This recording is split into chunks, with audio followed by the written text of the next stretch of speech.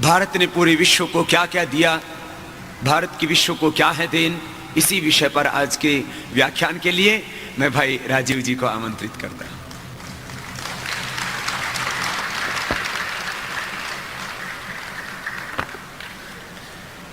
परम पूजनीय स्वामी जी, भारत स्वाभिमान और पतंजलि योग समिति के सभी सम्माननीय बहनों भाइयों, आज मैं आपसे एक बहुत महत्वपूर्ण विषय पर बात करना चाहता हूं, संवाद करना चाहता हूं, और वो विषय है दुनिया को भारत की देन, विश्व को भारत की देन। भारत ने अब तक दुनिया को क्या क्या दिया है, भारत के द्वारा दुनिया में क्या क्या आया है, ज्ञान के स्तर पर हमने दुनिया को क्या दिया है, नीतियों के स्तर पर हमने दुनिया को क्या दिया है, व्यवस्थाओं के स्तर पर हमने दुनिया को क्या दिया है। ऐसे कुछ विषयों पर मैं आज आपसे बात करूंगा। बहुत सारी रोचक जानकारियां आपके सामने प्रस्तुत करने की कोशिश करूंगा। कई जानकारियां आपके सामने ऐसी आएंगी जो आपने पहले सुनी नहीं होंगी, किसी ने आपको बताया नहीं होगा, चर्चा भी शायद आपके बीच में नहीं हुई होगी।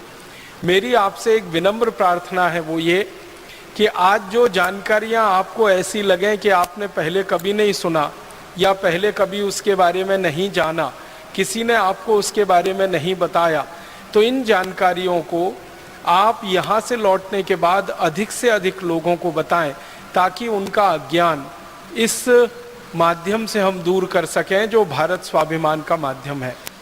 मैं सबसे पहले बात शुरू करना चाहता हूँ आज के व्याख्यान में, वो यहाँ से कि हम सभी विद्यार्थी रहे हैं और अपने जीवन में पढ़ाई करके निकले। सभी ने प्राथमिक स्तर पर, माध्यमिक स्तर पर, फिर उच्च कक्षाओं के स्तर पर काफ़ी कुछ पढ़ा लिखा है, लेकिन हमारे मन में बचपन से जो एक बात घुसाई जाती है, बिठाई जाती है या पढ़ाई जाती है, वो ये कि दुनिया में भारत सबसे ज़्यादा पिछड़ा हुआ देश रहा। फिर पढ़ाया जाता है, बताया जाता है कि दुनिया में सबसे ज़्यादा गरीब देश भारत रहा। फिर बताया और पढ़ाया जाता है कि दुनिया को कभी कुछ भारत ने नहीं दिया, भारत को दुनिया के देशों ने बहुत कुछ दिया। हमको बताया और पढ़ाया जाता है कि अगर अंग्रेज नहीं आते तो इस भारत में कुछ नहीं होता, अंग्रेज नहीं आते तो शिक्षा नहीं होती, अंग्रेज नहीं आते तो विज्ञान नहीं आता, अंग्रेज नहीं आते तो तकनीकी नहीं आती, अंग्रेज नहीं आते तो रेल नहीं आती, अंग्रेज नहीं आते तो हवाई जहाज नहीं होता। ऐसी ऐसी बातें हम बचपन से पढ़ते आते हैं, सुनते आते हैं और आपस में चर्चाएं भी करते रहते हैं। और मुझे सबसे ज़्यादा दुख और दुर्भाग्य इस बात का लगता है कि हमारे अध्यापक हमको ये सब पढ़ाते हैं। गुरु हमारे जो आज के वर्तमान में है, अब गुरु तो कम हो गए हैं, शिक्षक ज़्यादा रह गए हैं, तो वर्तमान में जो हमारे शिक्षक हैं, अध्यापक हैं, वही हमको ये सब पढ़ाते हैं और बताते हैं इस तरीके से कि दिमाग में घुसा देते हैं, फिर उसका निकलना मुश्किल हो जाता है। आपने एक मनोविज्ञान की बात सुनी होगी, दुनिया में बार बार कही जाती है कि एक झूठ को जब बार बार बोला जाता है, बार बार बोला जाता है, बार बार बोला जाता है, तो थोड़े दिन वो झूठ सुनते सुनते सच लगने लगता है। तो भारत के बारे में पिछले कम से कम 250-300 वर्षों से एक झूठ पूरी दुनिया में बोला जा रहा है कि भारत एक गरीब देश, भारत एक पिछड़ा देश, भारत एक अवैज्ञानिक देश, भारत एक ऐसा देश जहां विज्ञान नहीं, जहां तकनीकी नहीं, जहां गणित नहीं, जहां भौतिक शास्त्र नहीं, जहां रसायन शास्त्र नहीं, कुछ भी नहीं। भारत एक ऐसा देश जो हर समय दूसरों पर निर्भर, भारत एक ऐसा देश जो हमेशा परावलंबी, भारत एक ऐसा देश जिसकी अपनी सभ्यता और संस्कृति में गौरव करने लायक कुछ नहीं, और जो कुछ गौरव करने लायक है वो पाखंड है, जो कुछ गर्व करने लायक है वो अवैज्ञानिक है, उसका कोई वैज्ञानिक आधार नहीं, उसका कोई तार्किक आधार नहीं। इसी तरह की बातें पढ़ते पढ़ते, सुनते सुनते हम सब बड़े हुए हैं। और हमारे शिक्षकों को जब हम ये प्रश्न करते हैं कि आप ये सब हमें क्यों पढ़ाते हैं, तो कहते हैं हमको किसी ने ऐसे ही पढ़ाया है तो हम तुमको पढ़ाते हैं। तो हमारे शिक्षकों के जो शिक्षक रहे हैं उन्होंने भी ऐसे ही पढ़ाया है। और मुझे इस बात की सबसे ज़्यादा कोफ्त तब होती है कि एक साधारण आदमी भारत के बारे में जब ये कहता है कि हमारे पास ज्ञान नहीं, हमारे पास तकनीकी नहीं, हमारे पास विज्ञान नहीं, हमारे पास अर्थशास्त्र नहीं, धन नहीं, कुछ नहीं, हम तो हमेशा से पिछड़े गरीब देश हैं, तो सामान्य आदमी की बात को तो क्षमा किया जा सकता है। लेकिन जब भारत का प्रधानमंत्री ये कहने लगे तो दिल को बहुत चोट पहुंचती है। हमारे देश के कई प्रधानमंत्रियों के मुंह से मैंने ये सुना कि भारत हमेशा से गरीब देश है, तकनीकी यहाँ नहीं रही, विज्ञान यहाँ नहीं रही, शिक्षा यहाँ नहीं रही, जो कुछ भी हमारे पास है वो सब अंग्रेजों की देन है। भारत के बारे में सारी दुनिया में हमारे प्रधानमंत्रियों ने बोला है, सपेरों का देश, लुटेरों का देश, अंधेरे का देश, ठगों का देश, डकैतों का देश, इस तरह की बातें सारी दुनिया में भारत के बारे में प्रचारित हुई हैं। गडरियों का देश, ऐसे ऐसे बात हमारे देश के बारे में दुनिया के लोगों के सामने आए हैं कि शर्म आती है। कई बार अपना जी करता है कि क्या करें। हमारे वर्तमान प्रधानमंत्री के द्वारा लंदन के ऑक्सफोर्ड हॉल में दिए गए भाषण की याद दिलाना चाहता हूं, जो उन्होंने ऑक्सफोर्ड यूनिवर्सिटी में दिया जब उनको डॉक्टरेट की मानद उपाधि दी जा रही थी।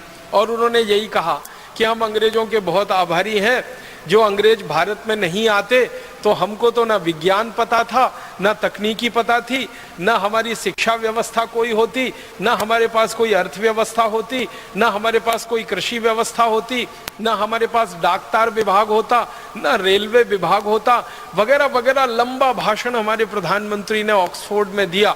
40 मिनट तक वो ये गुणगान करते रहे कि अंग्रेजों का आना भारत के लिए वरदान था, अगर अंग्रेज नहीं आते तो हम तो आज भी अंधेरे में डूबे हुए रहते। अब ये जो वर्तमान प्रधानमंत्री का बयान है, वैसा ही बयान हमारे प्रथम प्रधानमंत्री ने भी कई बार हमारी संसद में दिया।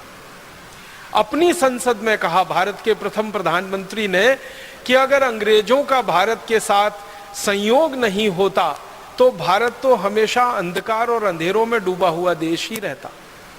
इसलिए भारत को विकास कराना है तो अंग्रेजों जैसा बनाना है, भारत को आगे बढ़ाना है तो अंग्रेजों के रास्ते पे ही चल के उसको ले जाना है।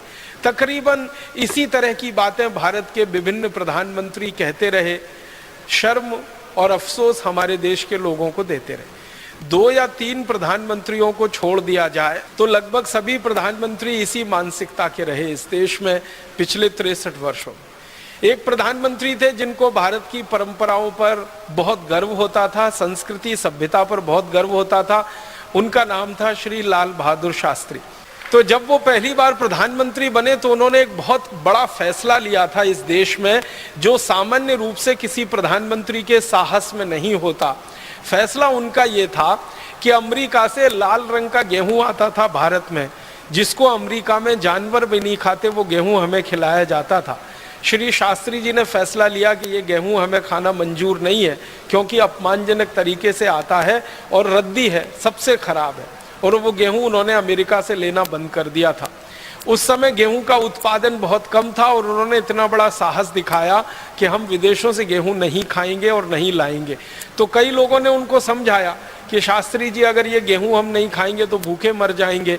तो इतना कड़ा बयान उन्होंने दिया था कि हमको भूखे मरना मंजूर है, लेकिन अपमानजनक शर्तों पर घटिया गेहूं खाना मंजूर नहीं। जब ये बात चल रही थी, चर्चा चल रही थी, तो संसद में भयंकर बहस हुई थी। शास्त्री जी के प्रधानमंत्री बनने के बाद जब गेहूं का आयात उन्होंने बंद किया अमेरिका से, तो संसद में बड़ी बहस हुई थी और कई सांसदों ने शास्त्री जी को ये कहा कि अगर ये अमेरिका और यूरोप के देश ना होते तो हम तो कहीं के न रहते। तो शास्त्री जी ने फिर एक कड़ी बात कही थी कि अमेरिका और यूरोप के पास ऐसा कुछ नहीं है जो वो भारत को दे सकें, हमारे पास ही है जो हम उन्हें दे सकते हैं। ये बड़ी बात उन्होंने उस समय कही थी। इसी तरह एक और प्रधानमंत्री हुए थे इस देश में, उनका नाम था श्री मोरारजी देसाई। वो भी बहुत भरे हुए थे कूट कूट कर भारतीय संस्कृति सभ्यता की बातों से, और वो कहा करते थे कि दुनिया में सबसे ज़्यादा ज्ञान अगर किसी देश के पास है तो वो भारत के पास है। ये हमारा दुर्भाग्य है कि उस ज्ञान को हम दुनिया में स्थापित करने में पीछे रह गए। इसी तरह के एक प्रधानमंत्री और हुए हैं इस देश में, वो बहुत कम समय के लिए रहे, चंद्रशेखर, 4 महीने रहे, लेकिन वो भी ये कहा करते थे कि यूनान की सबसे पुरानी सभ्यताओं से पुरानी सभ्यता हमारी रही है। यूरोप के पास जो कुछ भी तकनीकी और विज्ञान रहा है उससे पहले हमने वो तकनीकी और विज्ञान हासिल किया है, इसलिए हमें विदेशियों से कुछ लेने की ज़रूरत नहीं है। ज़रूरत पड़ेगी तो उनको कुछ दे देंगे, लेने लायक हमारे लिए उनके पास कुछ है नहीं। तो ऐसी बातें कहने वाले 2-3 प्रधानमंत्रियों को छोड़कर लगभग सभी प्रधानमंत्री इस मानसिकता के हुए कि भारत के पास कभी कुछ नहीं रहा, हमने कभी कुछ दुनिया को दिया नहीं, हमने हमेशा दूसरों के सामने हाथ पसार कर भीख मांगी है, चाहे ज्ञान की हो, चाहे पैसे की हो, चाहे तकनीक की हो, जो भी है हम दूसरों से लेकर अपने को आगे बढ़ाते रहे। ये बहुत बड़ा भ्रम है, ये बहुत बड़ा मिथ है। ये भ्रम जितनी जल्दी टूटे इस देश का, उतना ही देश के लिए बेहतर है। इस दृष्टि से मैं आज आपके सामने कुछ ऐसे तथ्य प्रस्तुत करना चाहता हूं जो हमारे इस भ्रम को पूरी तरह से तोड़ देंगे, और आज के बाद हम में गर्व होगा ये कहते हुए कि भारत के पास ही सब कुछ है, वो ज्ञान के स्तर पर हो, व्यवस्था के स्तर पर हो, नीतियों के स्तर पर हो, किसी भी स्तर पर हो। मैं शुरुआत करता हूं, भारत ने दुनिया को क्या दिया। सबसे पहली जो बात हम दुनिया के सामने कह सकते हैं बड़े गर्व से, गौरव से, और सारी दुनिया ने अभी उसको स्वीकार करना भी शुरू कर दिया है पिछले 10-12 वर्षों से। खासकर जब से कंप्यूटर आया तब से दुनिया ने कुछ वास्तविकताओं को स्वीकार कर लिया। उनमें से एक वास्तविकता को जो दुनिया ने स्वीकार किया है वो ये कि सबसे पहली भाषा और सबसे पहली लिपि दुनिया को दी है तो वो भारत ने दी है। लिपि आप समझते हैं, जिसमें भाषा लिखी जाती है, और भाषा तो आप जानते हैं। तो दुनिया की सबसे पहली भाषा और सबसे पहली लिपि जिसको लिखकर हम व्यक्त कर सकते हैं वो भारत ने ही दुनिया को दी है। भाषा हमारी जो सबसे पहली दुनिया में गई है वो संस्कृत है, और लिपि जो हमारी दुनिया में सबसे पहली गई है वो देवनागरी है। लेकिन भारत में कई ऐसे इतिहासकार हुए हैं जिनका ये कहना है कि देवनागरी लिपि से भी पहले एक लिपि हमने दुनिया को दी है जो आज लुप्त हो गई है हमारी लापरवाही के कारण, और वो लिपि ब्राह्मी लिपि रही है। ब्राह्मी लिपि के बारे में सारी दुनिया के वैज्ञानिकों ने एक बात जो स्वीकार की है वो ये है कि ब्राह्मी लिपि उतनी ही पुरानी है जितना पुराना भारत है। और भारत के पुराने होने के बारे में परम पूजनीय स्वामी जी के मुंह से अभी आपने सुना, 1 अरब 96 करोड़ माने लगभग 2 अरब साल पहले का ये पूरा हमारा ब्रह्मांड है, प्रकृति है जिसमें भारत बसता है। लगभग उतनी ही पुरानी ब्राह्मी लिपि मानी जाती है। अब समस्या उत्पन्न ये हो गई है कि इतनी पुरानी ब्राह्मी लिपि को पढ़ने वाले और समझने वाले वैज्ञानिकों की संख्या अभी नहीं है। बहुत थोड़े वैज्ञानिक रहे हैं जो लिपि वैज्ञानिक माने जाते हैं, जो वो भाषा को पढ़कर उसका अर्थ समझा सकते हैं। तो ब्राह्मी लिपि हमारी सबसे पुरानी लिपि है जो दुनिया के देशों को हमने दी, और दुनिया के लिपि वैज्ञानिक ये मानते हैं कि लिखना अगर दुनिया में सिखाया है किसी देश ने तो वो भारत ने ही सिखाया है, क्योंकि भारत के पहले लिखने की कला किसी भी देश को नहीं आती थी। भारत ने लिखना सिखाया, क्योंकि लिपि का आविष्कार सबसे पहले भारत में हुआ। जब आपके पास लिपि होती है तभी आप लिख सकते हैं। पढ़ना और बोलना तो थोड़ा आसान होता है, लेकिन लिखना थोड़ा कठिन माना जाता है, वो लिपि के प्रभाव से ही होता है। तो सबसे पहली लिपि हमारी, तो सबसे पहले लिखना हमारे यहाँ शुरू हुआ, और वो लिखना फिर हमारे यहाँ से चीन में गया। चीन ने हमसे लिखना सीखा। चीन के जो लिपि वैज्ञानिक हुए हैं, जो पिछले हजारों साल का अध्ययन कर रहे हैं, वो ईमानदारी से इस बात को स्वीकार करते हैं कि चीन के वैज्ञानिक, चीन के ऋषि मुनि भारत आए, उन्होंने लिपियों का अध्ययन किया, अध्ययन करके चीन में वापस गए, और वहां जाकर फिर उन्होंने अपनी लिपियों का आविष्कार किया। तो लिखना भारत ने सिखाया पूरी दुनिया को, और अगर भाषा आपने दी है पूरी दुनिया को, तो दूसरी बात भी कही जा सकती है कि बोलना भी हमने ही सिखाया पूरी दुनिया को।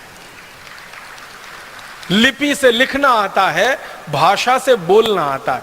भाषा हमारी सबसे पुरानी संस्कृत जो सारी दुनिया में हमने दी है।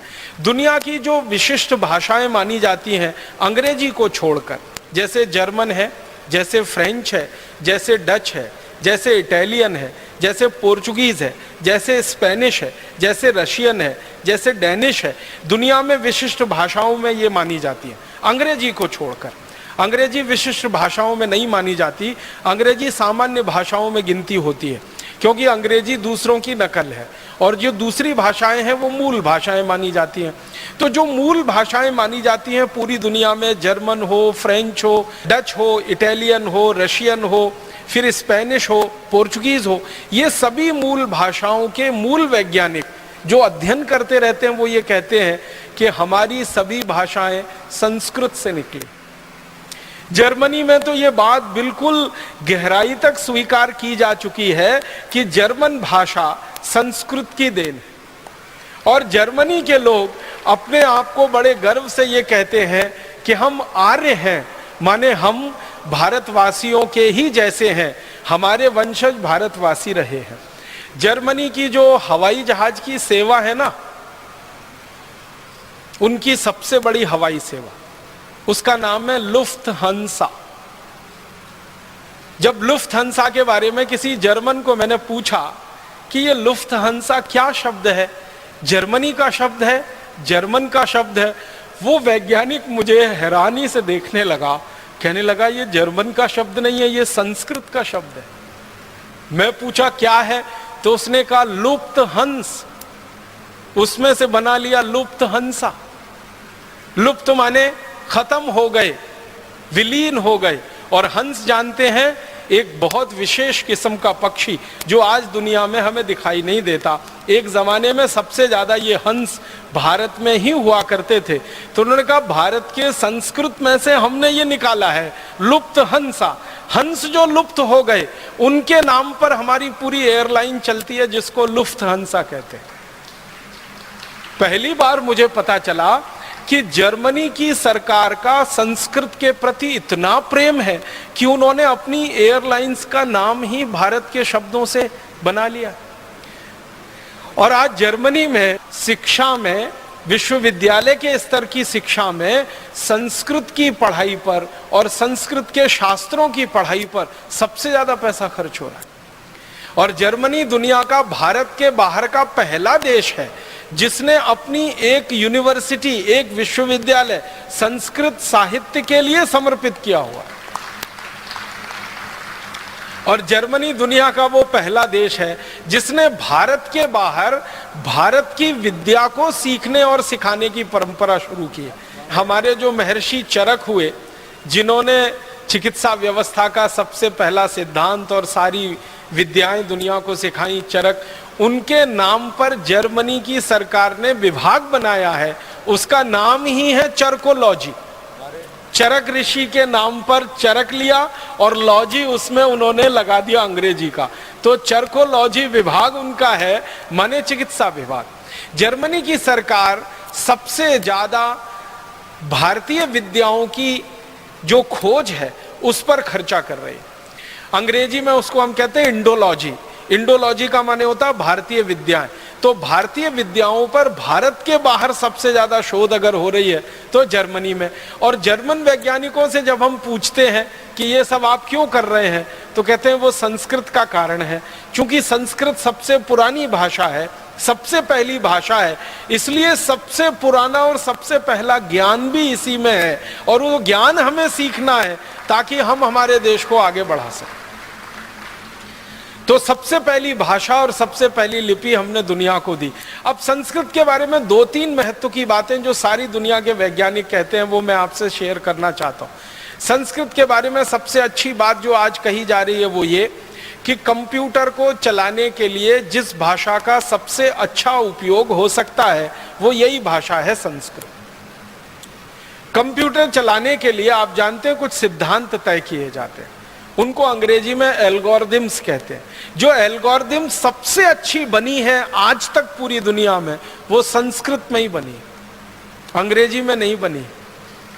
आपको सुनकर हैरानी होगी, दुनिया में कंप्यूटर चलाने वाली सबसे अच्छी algorithm, best in the world, पूरी दुनिया में सबसे अच्छी एल्गोरिथम वो संस्कृत में तैयार हुई है।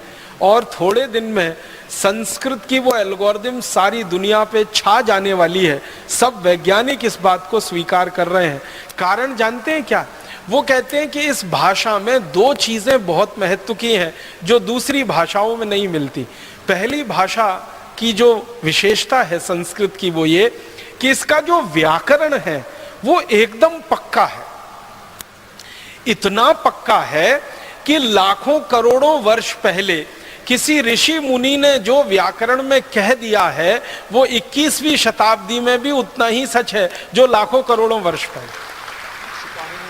महर्षि पाणिनि के जो सूत्र हैं हजारों वर्ष पुराने हैं, और हजारों वर्ष पुराने महर्षि पाणिनि के सूत्रों में एक कॉमा एक फुल स्टॉप को भी बदलने की जरूरत आज तक किसी को नहीं लगती। यह इस भाषा की सबसे बड़ी विशेषता है। दुनिया की बाकी सभी भाषाओं में बदलाव होते हैं, समय के साथ बदलाव होते हैं और व्याकरण काफी कुछ बदलता रहता है, लेकिन संस्कृत दुनिया की अकेली और एकदम विशिष्ट भाषा है जिसका व्याकरण महर्षि पाणिनि से लेकर आज 21वीं शताब्दी तक एकदम पक्का है और शायद अगले लाखों करोड़ों वर्ष तक उतना ही पक्का रहेगा, जिसमें कोई भूल चूक होने की दूर दूर तक संभावना नहीं। ये भाषा की सबसे बड़ी विशेषता होती है। और इसलिए फ्रांसीसियों ने अपनी जो भाषा बनाई फ्रेंच, उसको संस्कृत का आधार दिया। जर्मन लोगों ने जो अपनी भाषा बनाई जर्मन, उसको संस्कृत का आधार दिया। आप कभी फ्रेंच भाषा को या जर्मन भाषा को पढ़ने की कोशिश करेंगे तो वो बिल्कुल वैसी की वैसी है जैसे संस्कृत होती है। संस्कृत में धातु रूप होते हैं, शब्द रूप होते हैं, फ्रेंच में भी ऐसे ही होता है। और मैंने गिनना शुरू किया तो फ्रेंच, जर्मन, डेनिश और बहुत सारी भाषाओं की गिनती करते करते 56 ऐसी भाषाएं हैं जिनके शब्द रूप, धातु रूप लगभग संस्कृत जैसे हैं। बहुत मामूली सा अंतर है उनमें। और वो मामूली सा अंतर भी क्यों रखा गया? जब उन लोगों से बात होती है जिन्होंने इस भाषा पे काम किया, वो कहते हैं वो जानबूझ के रखा गया। मैं पूछता हूं क्यों, तो कहते हैं फिर तो पता ही नहीं चलेगा संस्कृत और हमें अंतर क्या है। तो हमने जानबूझ के कुछ अंतर छोड़ रखा है, शायद वो अंतर भी थोड़े दिन में खत्म हो सकता है। दूसरी सबसे बड़ी बात है जो सारी दुनिया के वैज्ञानिक अब स्वीकार करते हैं कि भारत की अकेली विशिष्ट भाषा संस्कृत है जिसके पास शब्दों का सबसे बड़ा भंडार। इतना बड़ा शब्द भंडार किसी भाषा में नहीं है जो संस्कृत भाषा के पास है। दुनिया की सबसे ज्यादा बोली जाने वाली भाषा जिसको हम अंग्रेजी कहते हैं या रशियन कहते हैं या जर्मन कहते हैं या फ्रेंच कहते हैं या डच, पोर्चुगीज, स्पेनिश कहते हैं, जिनको कहा जाता है या चाइनीज कहते हैं, इन सब भाषाओं से हजारों गुना ज्यादा शब्द संस्कृत में। महर्षि पाणिनि ने संस्कृत का ग्रामर जब तय किया, उस समय से लेकर और आज तक अगर संस्कृत के इस्तेमाल किए गए शब्दों की गणना की जाए कि कितने संस्कृत शब्द भाषा के स्तर पर इस्तेमाल हुए हैं और लोगों के बीच में वो आए हैं, शास्त्र के माध्यम से, साहित्य के माध्यम से, बोलचाल के माध्यम से, तो संस्कृत भाषा में अब तक जिन शब्दों का इस्तेमाल हो चुका है और भविष्य में और होगा, 102 अरब 78 करोड़ 50 लाख शब्दों का इस्तेमाल अब तक संस्कृत भाषा में हो चुका है। 102 अरब 78 करोड़ 50 लाख इतने शब्दों का इस्तेमाल महर्षि पाणिनि के समय से लेकर और अभी तक हो चुका है। और संस्कृत के विद्वान कहते हैं कि अगर आज से अगले 100-200 साल की बात हम करें और इसी तरह से संस्कृत में काम चलता रहे तो इतने ही शब्दों का और इस्तेमाल अगले 100 से 200 वर्षों में हो चुका होगा। जब संस्कृत कंप्यूटर की भाषा हो जाएगी थोड़े दिन में, क्योंकि दुनिया की सबसे अच्छी एल्गोरिदम संस्कृत में तैयार हुई है और सामान्य कंप्यूटर की भाषा में संस्कृत आने लगेगी, तो वैज्ञानिकों का कहना है कि 102 अरब 78 करोड़ 50 लाख जो शब्द अब तक इस्तेमाल हुए हैं, इतने ही शब्द और इस्तेमाल हो चुके होंगे अगले 100 से 150-200 वर्षों में। माने दुनिया में किसी भाषा में इतना बड़ा शब्द भंडार होने की दूर दूर तक क्षमता नहीं है जो संस्कृत में। और संस्कृत भाषा के जो वैज्ञानिक हैं, जानकार हैं, वो ये कहते हैं अनंत शब्द भंडार। ये 102 अरब 78 करोड़ 50 लाख तो वो गिनती है जो अब तक इस्तेमाल हुए शब्द हैं। जो भविष्य में इस्तेमाल होने वाले शब्द हैं उनकी गिनती हम नहीं कर सकते हैं। इसलिए कहा जाता है कि अनंत शब्द भंडार है। दुनिया में किसी भाषा में इतना बड़ा शब्द भंडार नहीं। कोई व्यक्ति अगर लगकर ईमानदारी से 3 वर्ष करे काम तो संस्कृत भाषा का ये पूरा व्याकरण सीख सकता है और इतना बड़ा शब्द भंडार उसके कोश में आ सकता है। हमारे परम पूज्य ऋषि महर्षि पाणिनि ने जो लिखा है अष्टाध्यायी, उसको 3 वर्ष में पढ़कर कोई व्यक्ति बड़ा पंडित हो सकता है। मैं और एक गहरी तीसरी बात कहना चाहता हूं संस्कृत के बारे में, जो दुनिया के सारे वैज्ञानिक कहते हैं, वो ये कि सबसे बड़ी बात, सबसे कम शब्दों में कहने की क्षमता अगर दुनिया की किसी भाषा में है तो वो संस्कृत में। सबसे बड़ी बात, एक वाक्य हो सकता है बहुत बड़ा। अगर हम पेज के लाइन के हिसाब से देखें तो बहुत सारे वाक्य ऐसे हो सकते हैं जो 1/4 पेज के हों, 1/3 पेज के हों, आधे पेज के हों। संस्कृत की ताकत इतनी बड़ी है कि उनको सबसे कम शब्दों में कह सकती है और पूरी बात उसमें आ सकती है, एक बात भी उसमें छूटे बिना। तो ये तीसरी सबसे बड़ी बात जो इस भाषा में है कि बड़े से बड़ी बातों को सूत्र रूप में, संक्षेप रूप में कह देने की ताकत इस भाषा में है, जो दूसरी भाषाओं में बहुत कम मिलती है। और ऐसे गुणगान अगर मैं करता रहूं तो पूरा व्याख्यान ही संस्कृत भाषा पे हो जाएगा। इसलिए मैंने संकेत के रूप में आपसे कहा कि दुनिया को सबसे पहली भाषा और सबसे पहली लिपि हमने दी तो संस्कृत भाषा के रूप में दी और ब्राह्मी लिपि के रूप में दी, और बाद में देवनागरी लिपि सारी दुनिया में स्थापित हुई। बहुत सारे वैज्ञानिक इस बात के लिए आजकल चर्चाएं कर रहे हैं सारी दुनिया की भाषाओं का झगड़ा मिटा दें। आपको मालूम है भाषाओं के आधार पर बहुत झगड़े होते हैं दुनिया में। ये देश उससे लड़ रहा है, वो उससे लड़ रहा है। भारत में भी झगड़े हो रहे हैं कि ये इलाका हमारा है, वो इलाका इनका है, वो भाषा के आधार पर। और प्रांतों की रचना भी हमारे देश में भाषावार आधार पर हो गई है और वो सबसे बड़ी गलती हो गई। तो भाषा के आधार पर दुनिया में बहुत झगड़े हैं। लेकिन कई वैज्ञानिक मुझे ये कहते रहते हैं कि सारे झगड़े मिट सकते हैं अगर सब भाषाओं की लिपि देवनागरी हो जाए तो सारी दुनिया की भाषाओं के झगड़े मिट सकते हैं। हमारी भारत में कन्नड़ है, तमिल है, तेलुगु है, मलयालम है, उड़िया है, बांग्ला है, आसामी है, मराठी है, गुजराती है, और दुनिया में फ्रेंच है, जर्मन है, डच है, फिर स्पेनिश है, फिर पोर्चुगीज है। ऐसी 20-50 सैकड़ों भाषाओं को देवनागरी में लिखना शुरू कर दिया जाए तो सारे झगड़े मिट सकते हैं। एक बार मैंने कुछ विद्वानों से ये पूछा कि क्या देवनागरी में ये ताकत है कि सब भाषाओं का समावेश कर सके लिखित रूप में? उन्होंने कहा देवनागरी में ही ताकत है और किसी लिपि में ये ताकत ही नहीं है पूरी दुनिया में जो सब भाषाओं को वो समाविष्ट कर सके अपने आप। इस समय हमारे देश में मराठी भाषा देवनागरी में ही लिखी जाती है, हिंदी तो देवनागरी में लिखी ही जाती है, नेपाली भाषा देवनागरी में, संस्कृत तो लिखी ही जाती है।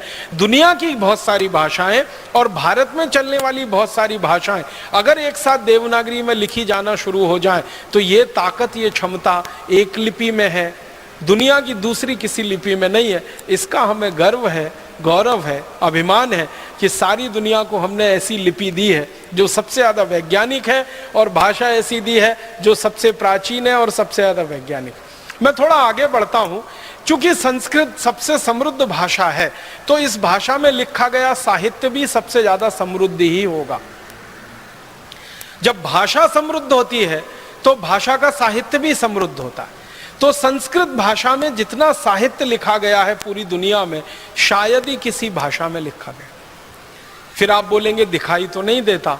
ये दिखाई नहीं देता वो हमारी लापरवाही का नतीजा है और हमसे कई सारी बड़ी भूलें हुई हैं। उनमें से एक बड़ी भूल ये हुई है कि अपने साहित्य को बचाकर हम नहीं रख सके। पिछले 1000 वर्षों में हमारे साहित्य का बहुत नुकसान हुआ है। पिछले 1000 वर्षों आपको शायद ये जानकर हैरानी होगी कि विदेशी लुटेरों ने जब से भारत में आना शुरू किया तो भारत की संपत्ति को ही नहीं लूटा, यहाँ के साहित्य को भी लूटा, क्योंकि ज्ञान उसमें भरा पड़ा है। तो हमसे साहित्य की साज संभाल नहीं हो पाई पिछले 1000 वर्षों में, वो काफी कुछ लुट गया। और कई विदेशी आक्रांता तो ऐसे आए जिन्होंने हमारे साहित्य को जला दिया। आपने सुना है तक्षशिला की कहानी? भारत की सबसे बड़ी पुस्तकालय की कितनी दुर्वस्था हुई थी कि उसको जला दिया गया था। और तक्षशिला की पुस्तकों को जला देने के बाद की कहानी ये है कि 6 महीने तक विदेशी आक्रांताओं ने उन किताबों के पन्नों को जला जलाकर अपना पानी गर्म किया था। इतना बड़ा हमारा ज्ञान का भंडार था तक्षशिला विश्वविद्यालय, जो 6 महीने तक जलता रहा था। 6 महीने तक जलता रहे, कल्पना करिए लाखों करोड़ों पेज रहे होंगे जो 6 महीने तक जले होंगे। तो कई विदेशी आक्रांता और लुटेरे ऐसे आए कि उन्होंने हमारा साहित्य नष्ट किया। कई विदेशी आक्रांता और लुटेरे ऐसे आए जिन्होंने हमारा साहित्य लूट लिया। और कई आक्रांता और विदेशी ऐसे आए जिन्होंने हमारे साहित्य में तोड़ मरोड़ करके उसको ऐसा प्रस्तुत कर दिया कि वो हमको सबसे ज्यादा खराब दिखता है। जैसे वेदों की बात करें, हमारे जो मूल वेद है ना, वो भारत में अभी हम ढूंढने निकले तो मुश्किल से मिलते हैं। जब भी कहीं भारत में वेद की कोई प्रतिलिपि मिलती है और उसके बारे में छानबीन की जाती है तो पता चला वो मैक्स मूलर रचित है। और मैक्स मूलर एक ऐसा व्यक्ति था जो भारत के बारे में जानना तो चाहता था लेकिन आया कभी नहीं इस देश में। अपने घर में बैठे बैठे भारत के बारे में जो कुछ मिल गया उसको ज्ञान, वो उसने लिख दिया। वेदों को उसने पढ़ा पूरी रुचि से, संस्कृत सीखी उसके लिए, लेकिन बहुत सारी चीजें उसको समझ में नहीं आई वेदों में, तो उसको अपने तरीके से लिख मारा।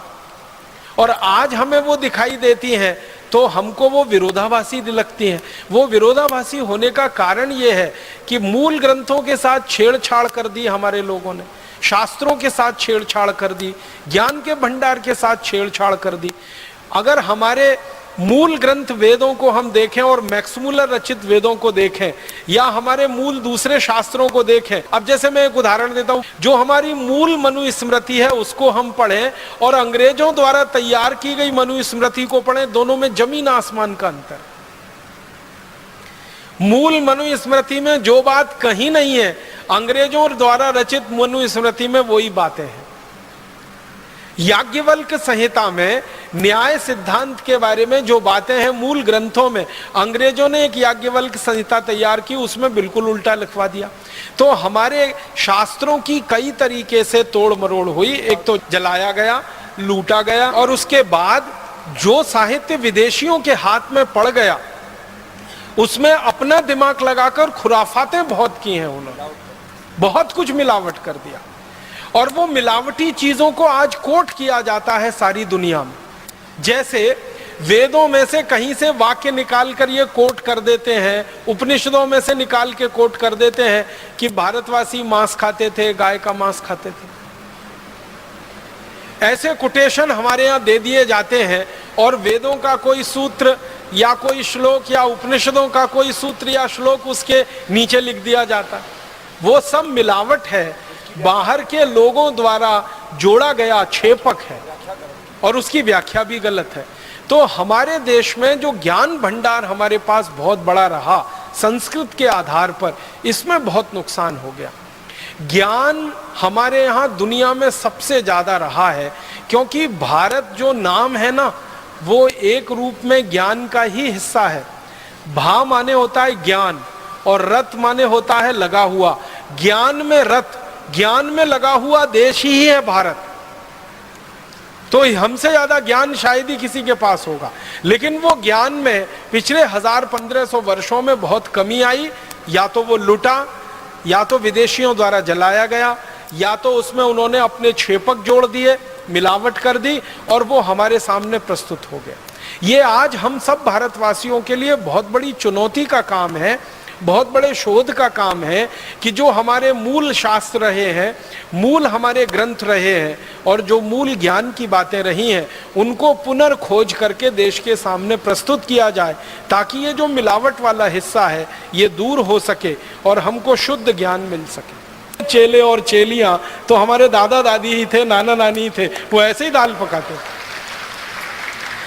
अब उस दाल को पकने में थोड़ा समय लगता था, तो दाल को पकने में तो समय लगना ही चाहिए, क्योंकि आज का जो भौतिक विज्ञान कह रहा है ना हजारों साल हमारे ऋषि मुनि वो कह गए।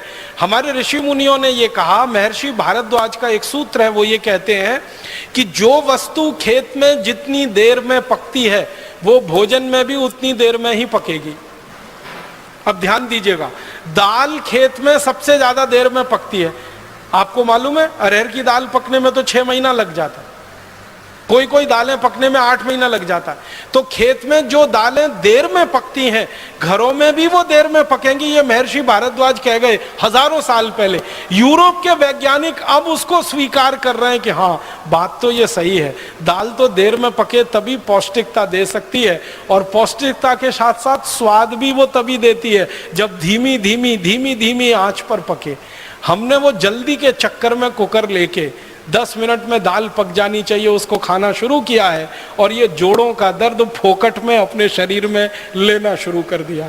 डायबिटीज ले ली है, अर्थराइटिस ले लिया है, माने हमें पोषकता मिल नहीं रही है खाने की, क्योंकि महर्षि भागवत के सूत्र का पालन ही नहीं कर रहे हैं हम। तो वो कहते हैं कि खाने बनाते समय पवन का स्पर्श, सूर्य का प्रकाश बहुत जरूरी है। यूरोप के वैज्ञानिक अब पहुंचे। मैंने ये बात थोड़ी विस्तार से इसलिए कही कि ऐसे सैकड़ों हजारों सूत्र हैं जिनको यूरोप के वैज्ञानिक अब सिद्ध कर पा रहे हैं, और हमारे ऋषि मुनि हजारों साल पहले के। एक और सूत्र याद आता है तो आपको बताता हूं।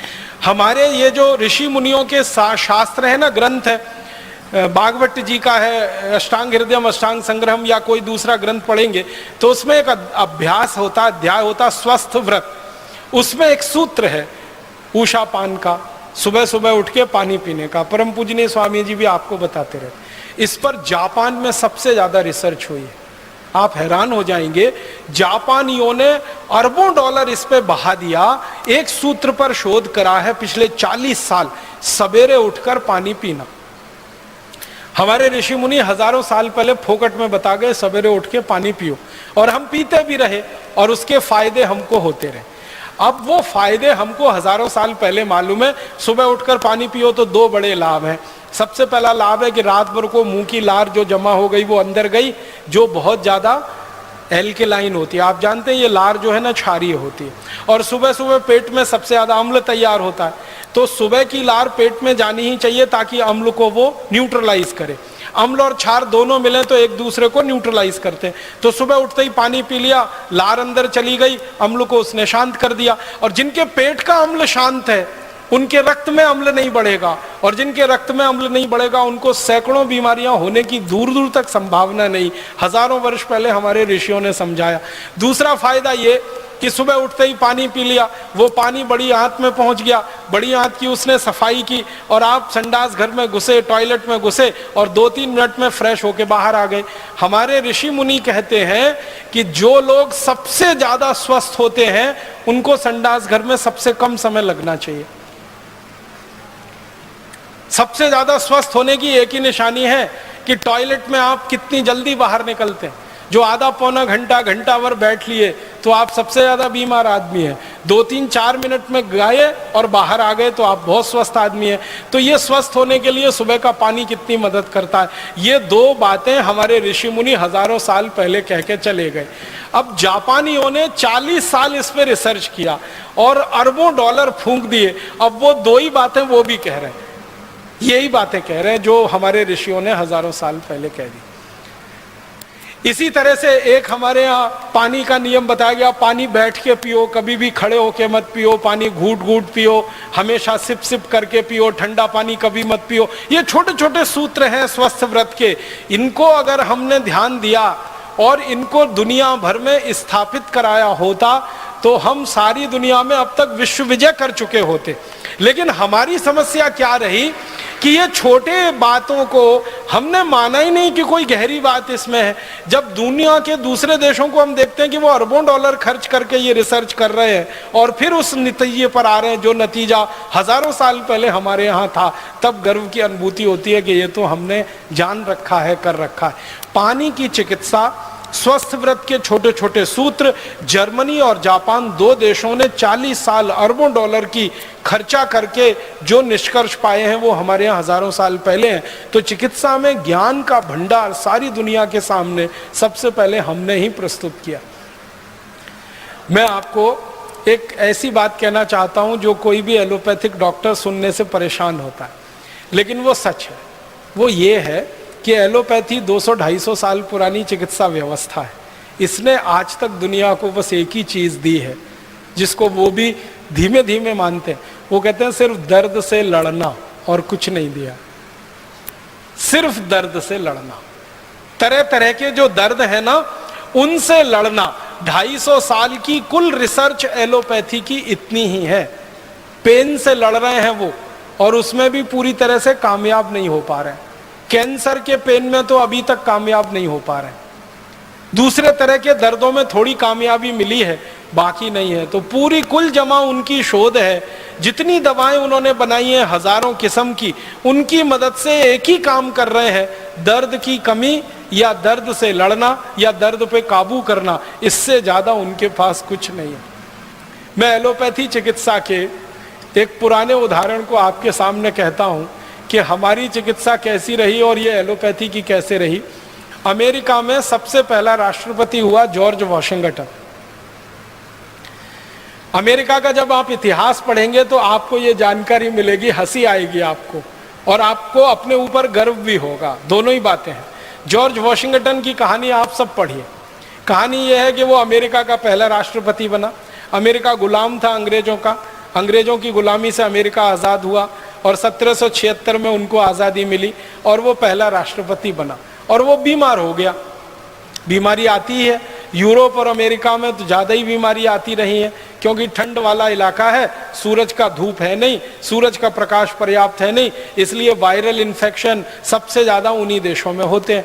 और इसलिए एंटी वायरल जितनी भी मेडिसिन है सबसे ज़्यादा उन्होंने खोजी है। बैक्टीरियल इन्फेक्शन भी बहुत होते हैं, क्योंकि धूप नहीं है, सूरज का प्रकाश नहीं है, तो एंटी बैक्टीरियल ड्रग्स भी सबसे ज़्यादा उन्होंने ही बनाए।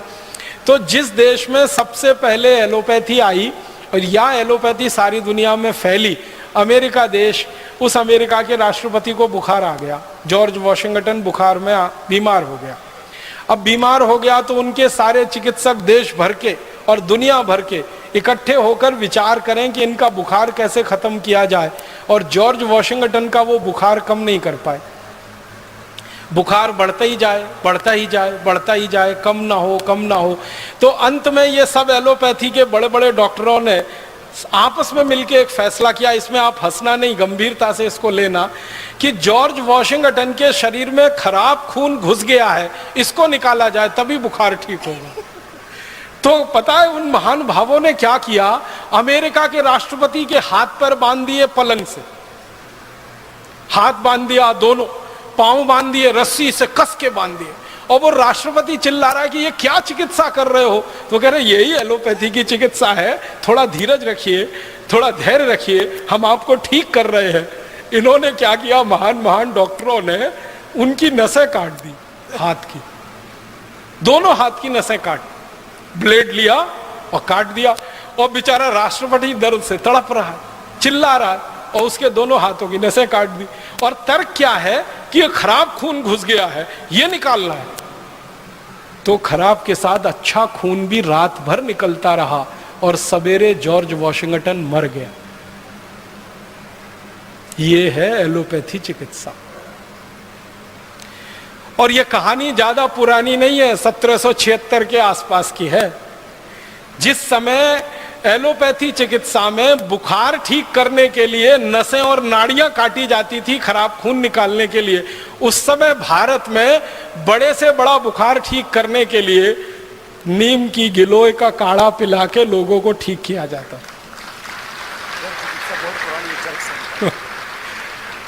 अब आप अंदाजा लगा लीजिए कि हमारे यहाँ खराब से खराब ज्वर, खराब से खराब बुखार को तोड़ने के लिए नीम की गिलोय है। ये तो एक है, ऐसी सैकड़ों चीजें अपने पास आयुर्वेद में है, बुखार तोड़क या बुखार नाशक, या जिनको हम एलोपैथी की भाषा में कहें एंटी पायरेटिक। तो एंटी पायरेटिक हमारे पास सैकड़ों चीजें हैं। उनमें से सबसे आसान, हर जगह मिलने वाली, सबसे ज्यादा उत्पादन होने वाली नीम की गिलोय, गुड़वेल के नाम से, गिलोय के नाम से सारा देश जानता है। उसका काढ़ा पिला के हम बड़े सा बड़ा बुखार सवेरे से शाम तक ठीक कर लेते थे। उसी समय में अमेरिका में बुखार ठीक करने के लिए नसें काटी जाती थी, खून निकाला जाता था। ये अंतर है आयुर्वेद और एलोपैथी में। और उसमें से एलोपैथी आगे बढ़ी है और आज सिर्फ वहीं पर आके खड़ी है कि दर्द से लड़ना या दर्द को कम करना, इतने में ही उनको सफलता मिली है। इसके अलावा तो उनके पास कुछ नहीं है सफलता के खाने में। अब हमारे पास एक नहीं हजारों लाखों चीजें हैं दुनिया को बताने के लिए। तो हम एक बड़ी चिकित्सा पद्धति के सारे दुनिया में फैलाने वाले प्रसारक रहे हैं, प्रचारक रहे हैं और सारी दुनिया ने हमसे सीखा है।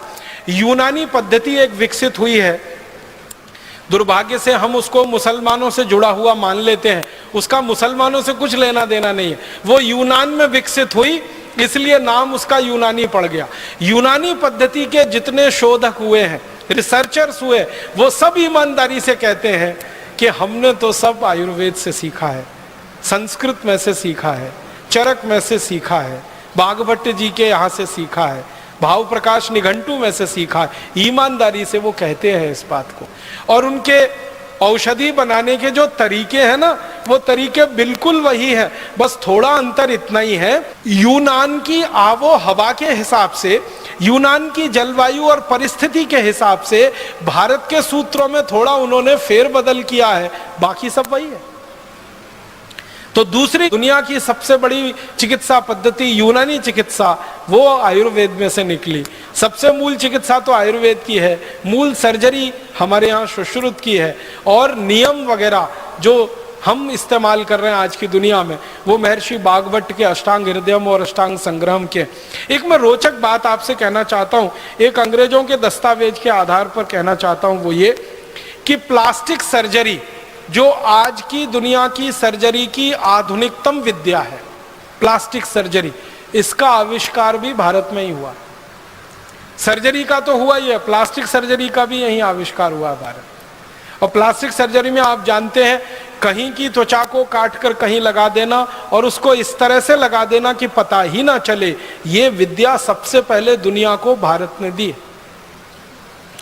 मैं आपको पुराने दस्तावेजों के आधार की एक छोटी सी कहानी सुनाता हूँ। 1780 में दक्षिण भारत का एक महान व्यक्ति, जिसने देश को आज़ाद रखने में बड़ा महत्वपूर्ण योगदान दिया, देश की आज़ादी की रक्षा में, संप्रभुता की रक्षा में उसका पूरा जीवन लगा दिया, उसका नाम हैदर अली। हैदर अली दक्षिण भारत का सम्राट, आज हम जिसको कर्नाटक कहते हैं, कर्नाटक के एक बड़े भूभाग पर हैदर अली का राज्य हुआ करता था। 1780 से 84 के बीच में अंग्रेजों ने हैदर अली पर हमले किए, कई बार हमले किए। तो एक हमले का जिक्र एक अंग्रेज की डायरी में से निकला, वो मैं सुना रहा हूं आपको। एक अंग्रेज आया, उसका नाम था कर्नल कूट, उसने हैदर अली पे हमला किया और ये 1780 की घटना है। उस हमले में हैदर अली ने अंग्रेजों को परास्त कर दिया। हैदर अली का ये इतिहास रहा कि जब जब अंग्रेजों ने हैदर अली पर हमला किया, हैदर अली ने हर बार अंग्रेजों को हराया। एक बार भी अंग्रेज कभी उससे जीत नहीं पाए, एक बार भी नहीं जीते। हर बार आते थे, हमला करते थे, हार के चुपचाप चले जाते थे। हैदर अली के ऊपर जब बार बार अंग्रेजों के हमले हुए तो हैदर अली को थोड़ा गुस्सा आ गया। तो ये जो कर्नल कूट आया, हमला किया, हैदर अली ने उसको हरा दिया। और चूंकि उसको थोड़ा गुस्सा था अंग्रेजों से, तो उसने कर्नल कूट की नाक काट दी। हमारे भारत में नाक कटना सबसे बड़ी बदनामी होती थी। आप जानते हैं, पूरे रामायण की कहानी नाक कटने की कहानी है। जो सूर्पणखा की नाक न कटी होती तो रामायण नहीं होती। और नाक कटना सबसे बड़ी बदनामी है। तो हैदर अली ने गर्दन तो नहीं काटी उसकी, कर्नल कूट की, वो चाहता तो गर्दन काट सकता था, क्योंकि कर्नल कूट पराजित हुआ था। कर्नल कूट अपनी डायरी में लिखता है कि मैं पराजित हो गया, हैदर अली के सैनिकों ने मुझे बंदी बना लिया और हैदर अली के पास मुझे ले गए। हैदर अली सिंहासन पर बैठा था, मैं उसके नीचे चरणों में बैठा था। वो चाहता तो मेरी एक झटके में गर्दन काट देता, लेकिन उसने गर्दन नहीं काटी, मेरी नाक काट दी। और फिर मुझे छोड़ दिया कि जाओ, अब कटी हुई नाक लेके जाओ और सबको बताओ कि तुम्हारी नाक क्यों कटी। तो कर्नल कूट लिखता है कि मुझे एक घोड़ा दे दिया उसने भागने के लिए, नाक काट के मेरे हाथ में रख दी और कहा भाग जाओ। तो मैं घोड़े पे बैठ के भागा, भागते भागते भागते भागते एक जगह वो लिखता है मैं बेलगाम में आ गया। बेलगाम आप जानते हैं, कर्नाटक का एक जिला। तो बेलगाम में आ गया, तो बेलगाम में एक वैद्य ने मुझे देखा, नाक से खून निकल रहा है, कटी हुई नाक हाथ में है। तो वैद्य ने कहा ये तुम्हारी नाक कहाँ कट गई? तो उसने झूठ बोला और कहा कि पत्थर मार दिया किसी ने। तो वैद्य ने कहा ये पत्थर मारी हुई नाक नहीं है, ये तलवार से काटी हुई नाक है, मैं वैद्य हूँ, मैं चिकित्सक हूँ, मैं जानता हूँ। तो उसने सच बताया कि मेरी नाक काटी गई है। किसने काटी? तुम्हारे राजा ने काटी, हैदर अली ने काटी। क्यों काटी? मैंने युद्ध किया उससे, मैं हार गया, उसने मेरी नाक काटी। तो वो वैद्य कहता है कि अब तुम क्या करोगे? कटी नाक से इंग्लैंड जाओगे, लंदन जाओगे? कहता है जाने की इच्छा तो नहीं है, लेकिन क्या करूं, जाना ही पड़ेगा। तो वो वैद्य इतना दयालु, इतना कृपालु, वो कहता है कि मैं तुम्हारी नाक जोड़ सकता हूं। तो कर्नल कूट कहता है मुझे तो भरोसा ही नहीं हुआ, ये नाक कैसे जुड़ सकती है कटी हुई? मैंने तो सुना नहीं अपनी जिंदगी में कि एक बार शरीर का कोई अंग कट जाए तो वो जुड़ सकता है। तो वैद्य जी कहते मैं जोड़ सकता हूँ। तो कर्नल कूट ने कहा जोड़ दो। तो उसने कहा मेरे घर चलो। तो वैद्य जी उसको ले गया और ऑपरेशन किया। उस ऑपरेशन का 30 पन्ने में वर्णन है। वो 30 पन्ने तो नहीं सुना सकता, अंत में सुना रहा हूं। ऑपरेशन सफलतापूर्वक संपन्न हो गया, नाक उसकी जुड़ गई। वैद्य जी ने उसको एक लेप दे दिया बना के और कहा कि ये लेप ले जाओ, रोज सुबह शाम लगाते रहना। वो लेप लेके चला गया। 15-17 दिन के बाद बिल्कुल नाक उसकी जुड़ गई। फिर वो जहाज में बैठ के लंदन चला गया। 3 महीने बाद वो ब्रिटिश पार्लियामेंट में खड़ा होकर भाषण दे रहा है कर्नल कूट, और सबसे पहला सवाल पूछता है सब अंग्रेजों से, आपको लगता है मेरी नाक कटी हुई है? तो सब अंग्रेज हैरान होके कहते नहीं नहीं तुम्हारी नाक तो कटी हुई बिल्कुल नहीं दिखती। तब वो कहानी सुना रहा ब्रिटिश पार्लियामेंट में कि मैंने हैदर अली पे हमला किया था, मैं उसमें हार गया, उसने मेरी नाक काटी, फिर भारत में एक वैद्य ने मेरी नाक जोड़ी। और भारत के वैद्यों के पास इतनी बड़ी हुनर है, इतना बड़ा ज्ञान है कि वो कटी हुई नाक को जोड़ सकते हैं। तब उस वैद्य जी की खोज खबर ब्रिटिश पार्लियामेंट में ली गई और अंग्रेजों का एक दल आया और बेलगाम के उस वैद्य को मिला। तो उस वैद्य ने अंग्रेजों को बताया कि ये काम तो भारत के सब गांवों में होता है, मैं अकेला नहीं हूं, ऐसा करने वाले हजारों लाखों लोग हैं। तो अंग्रेजों को हैरानी हुई, कौन सिखाता है आपको? कहने लगे हमारे इसके गुरुकुल चलते हैं, उन गुरुकुलों में सिखाया जाता। फिर अंग्रेज वो गुरुकुलों में गए, वहां उन्होंने एडमिशन लिया, विद्यार्थी के रूप में भर्ती हुए, फिर सीखा। सीखने के बाद इंग्लैंड में जाकर प्लास्टिक सर्जरी उन्होंने शुरू की। और जिन जिन अंग्रेजों ने भारत में प्लास्टिक सर्जरी सीखी है ना, उनकी डायरियां हैं।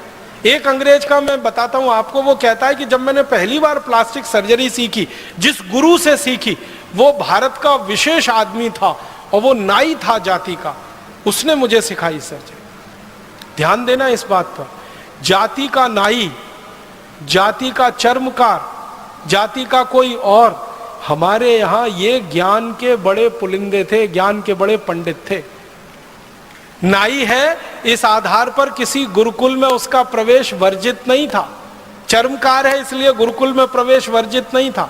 जाति के आधार पर हमारे यहाँ गुरुकुलों में प्रवेश नहीं हुआ है और जाति के आधार पर हमारे यहाँ शिक्षा की भी व्यवस्था नहीं है। वर्ण व्यवस्था के आधार पर हमारे यहाँ सब कुछ चलता रहा है। तो नाई भी सर्जन है, चर्मकार भी सर्जन है। और वो अंग्रेज लिखता है कि चर्मकार तो ज्यादा अच्छा सर्जन इसलिए हो सकता है कि उसको चमड़ा सिलना सबसे अच्छे तरीके से आता है। तो शरीर का चमड़ा सिलना हो या जानवर का, बात तो एक ही है। तो हमारे यहाँ ऐसे लोग सर्जरी सीखते रहे। तो एक अंग्रेज कह रहा है कि मैंने जिस गुरु से सर्जरी सीखी, पूना का किस्सा है वो, पूना में जिस गुरु से सीखी वो जात का नाई था। सिखाने के बाद उसने मुझसे एक ऑपरेशन कराया और वो ऑपरेशन का वर्णन है। एक मराठा सैनिक है और ये 1792 की कहानी है। एक मराठा सैनिक है, उसके दोनों हाथ कट गए हैं युद्ध में और वो उस गुरु के पास आया है कटे हुए हाथ लेकर जोड़ने के लिए। तो गुरु ने वो ऑपरेशन उस अंग्रेज से करवाया जो सीख रहा है और वो अंग्रेज गुरु के साथ मिलकर बहुत सफलतापूर्वक ऑपरेशन पूरा किया है। और वो अंग्रेज कहता, उसका नाम है डॉक्टर थॉमस क्रूसो। वो अंग्रेज कहता है कि मैंने मेरे जीवन में इतना बड़ा ज्ञान किसी गुरु से सीखा और इस गुरु ने मुझसे एक पैसा नहीं लिया, फीस नहीं ली। ये मैं बिल्कुल अचंभा मानता हूं, आश्चर्य मानता हूं। और थॉम क्रूसो ये सीख के गया है। फिर उसने प्लास्टिक सर्जरी का स्कूल खोला और उस प्लास्टिक सर्जरी के स्कूल में फिर अंग्रेज सीखे हैं और अंग्रेजों ने सीख सीख कर फिर दुनिया में फैलाया है। दुर्भाग्य इस बात का है कि सारी दुनिया में प्लास्टिक सर्जरी के उस स्कूल का तो वर्णन है, लेकिन इन वैद्यों का वर्णन अभी तक नहीं आया विश्व ग्रंथों में जिन्होंने अंग्रेजों को प्लास्टिक सर्जरी सिखाई थी। और ये क्यों हम रह गए वंचित? हुआ ये कि 17वीं शताब्दी से 19वीं शताब्दी के बीच में जब सारी दुनिया में ये रिकॉर्डिंग चल रही थी कि किस देश से क्या आया, किस देश ने दुनिया को क्या दिया, इसके लिए सारा भंडारण हो रहा था, ग्रंथालय बन रहे थे। उस समय चूंकि हम अंग्रेजों के गुलाम थे, इसलिए हम प्रयास नहीं कर पाए और वहां तक पहुंच नहीं पाए। तो अब हमें ये करना पड़ेगा, आज नहीं तो कल सारी दुनिया में जाकर अपने द्वारा दी गई खोजों को स्थापित कराना पड़ेगा, उनका रजिस्ट्रेशन कराना पड़ेगा, जरूरत पड़नी है तो उस पर पेटेंट लेना पड़ेगा, और जरूरत पड़ेगी तो वर्ल्ड पेटेंट लेना पड़ेगा, विश्व पेटेंट लेना पड़ेगा। और पूरी दुनिया में इस ज्ञान को स्थापित कराने के लिए मुझे लगता है कि भारत स्वाभिमान से अच्छा दूसरा कोई अभियान नहीं होगा। हम इस काम को सारी दुनिया में कराएंगे। एक और रोचक जानकारी देता हूं चिकित्सा से संबंधित। 1710 के साल में एक अंग्रेज भारत आया, उसका नाम था डॉक्टर ओलिवर। यह भारत में आके कलकत्ता में आया, कलकत्ता में इसने घूमा, बंगाल घूमा, और घूमते हुए इसने एक डायरी लिखी है। उस डायरी के पन्ने का एक पैराग्राफ सुनाऊंगा आपको। वो ये कहता है कि मैंने भारत में आकर पहली बार देखा कि चेचक जैसी महामारी को कितने आसानी से भारतवासी ठीक कर लेते हैं। आपको मालूम है 17वीं शताब्दी में सारी दुनिया में एक महामारी फैली थी जिसको चेचक कहते हैं। इसमें एक बड़ी चेचक होती थी, एक छोटी चेचक होती थी। अफ्रीका में लाखों लोग मर गए थे इसके कारण। लैटिन अमेरिका में लाखों लोग मरे थे इस बीमारी से। अफ्रीका, लैटिन अमेरिका और एशिया के हिस्से में लाखों, शायद करोड़ों भी हो सकते हैं, मरे थे 17वीं शताब्दी के आसपास। ये बीमारी फैली थी, महामारी थी, बीमारी नहीं थी। उस दौरान ये अंग्रेज आया भारत में जिसका नाम था डॉक्टर ओलिवर। वो आया कलकत्ता में, तो वो देखता क्या है कि भारतवासी चेचक की बीमारी को लड़ने के लिए टीका लगाते हैं। और वो कहता है कि मैंने दुनिया में पहली बार देखा। और डॉक्टर ओलिवर का नाम बहुत बड़ा नाम है इंग्लैंड में। इंग्लैंड के लोग उसको बहुत इज्जत से याद करते हैं, डॉक्टर ओलिवर को। तो वो कहता है मैंने पहली बार आके देखा भारत जैसे देश में चेचक का टीका लग रहा है। और चेचक का टीका लगाने का उसने अपनी डायरी में वर्णन किया है। तो वो लिखता है कि मैं आया कलकत्ते में 1710 के साल में, और मैंने देखा कि भारत में उस समय चेचक की बीमारी सबसे कम है। दुनिया के देशों में सबसे ज्यादा है और यहां सबसे कम है। तो इसने कहा कि मैंने खोजना शुरू किया कि यह बीमारी भारत में सबसे कम क्यों है। तो पता चला हर भारतवासी ने चेचक का टीका लगवा रखा है।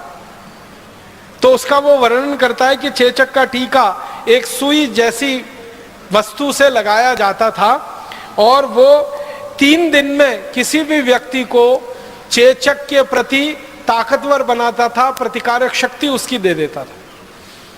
और उसके बारे में वो लिखता है कि 3 दिन टीका लगाकर उस व्यक्ति को थोड़ा बुखार आता था। उसके बुखार को ठीक करने के लिए पानी की पट्टियां रखी जाती थी पेट में। 3 दिन में वो व्यक्ति ठीक हो जाता था। एक बार टीका जिसने ले लिया, जिंदगी भर के लिए वो चेचक से मुक्त हो जाता था। वो कहता है कि इतना अद्भुत टीका मैंने दुनिया में पहली बार देखा भारत में। और ये कहानी है 1710 की। अब आपको एक हैरानी होगी जानकर, अंग्रेजों ने चेचक का टीका लगाना भारत से सीखा। ये डॉक्टर ओलिवर सीख के गया कलकत्ता से, लंदन गया। लंदन में इसने डॉक्टरों की सभा बुलाई और उनको कहा कि आपको मालूम है हम चेचक से मर रहे हैं और भारतवासी चेचक से लड़ रहे हैं, उनके पास टीका है इसका। तो कोई अंग्रेज मानने को तैयार नहीं इसकी बात को। वो कहते हैं कि गप मार रहे हो।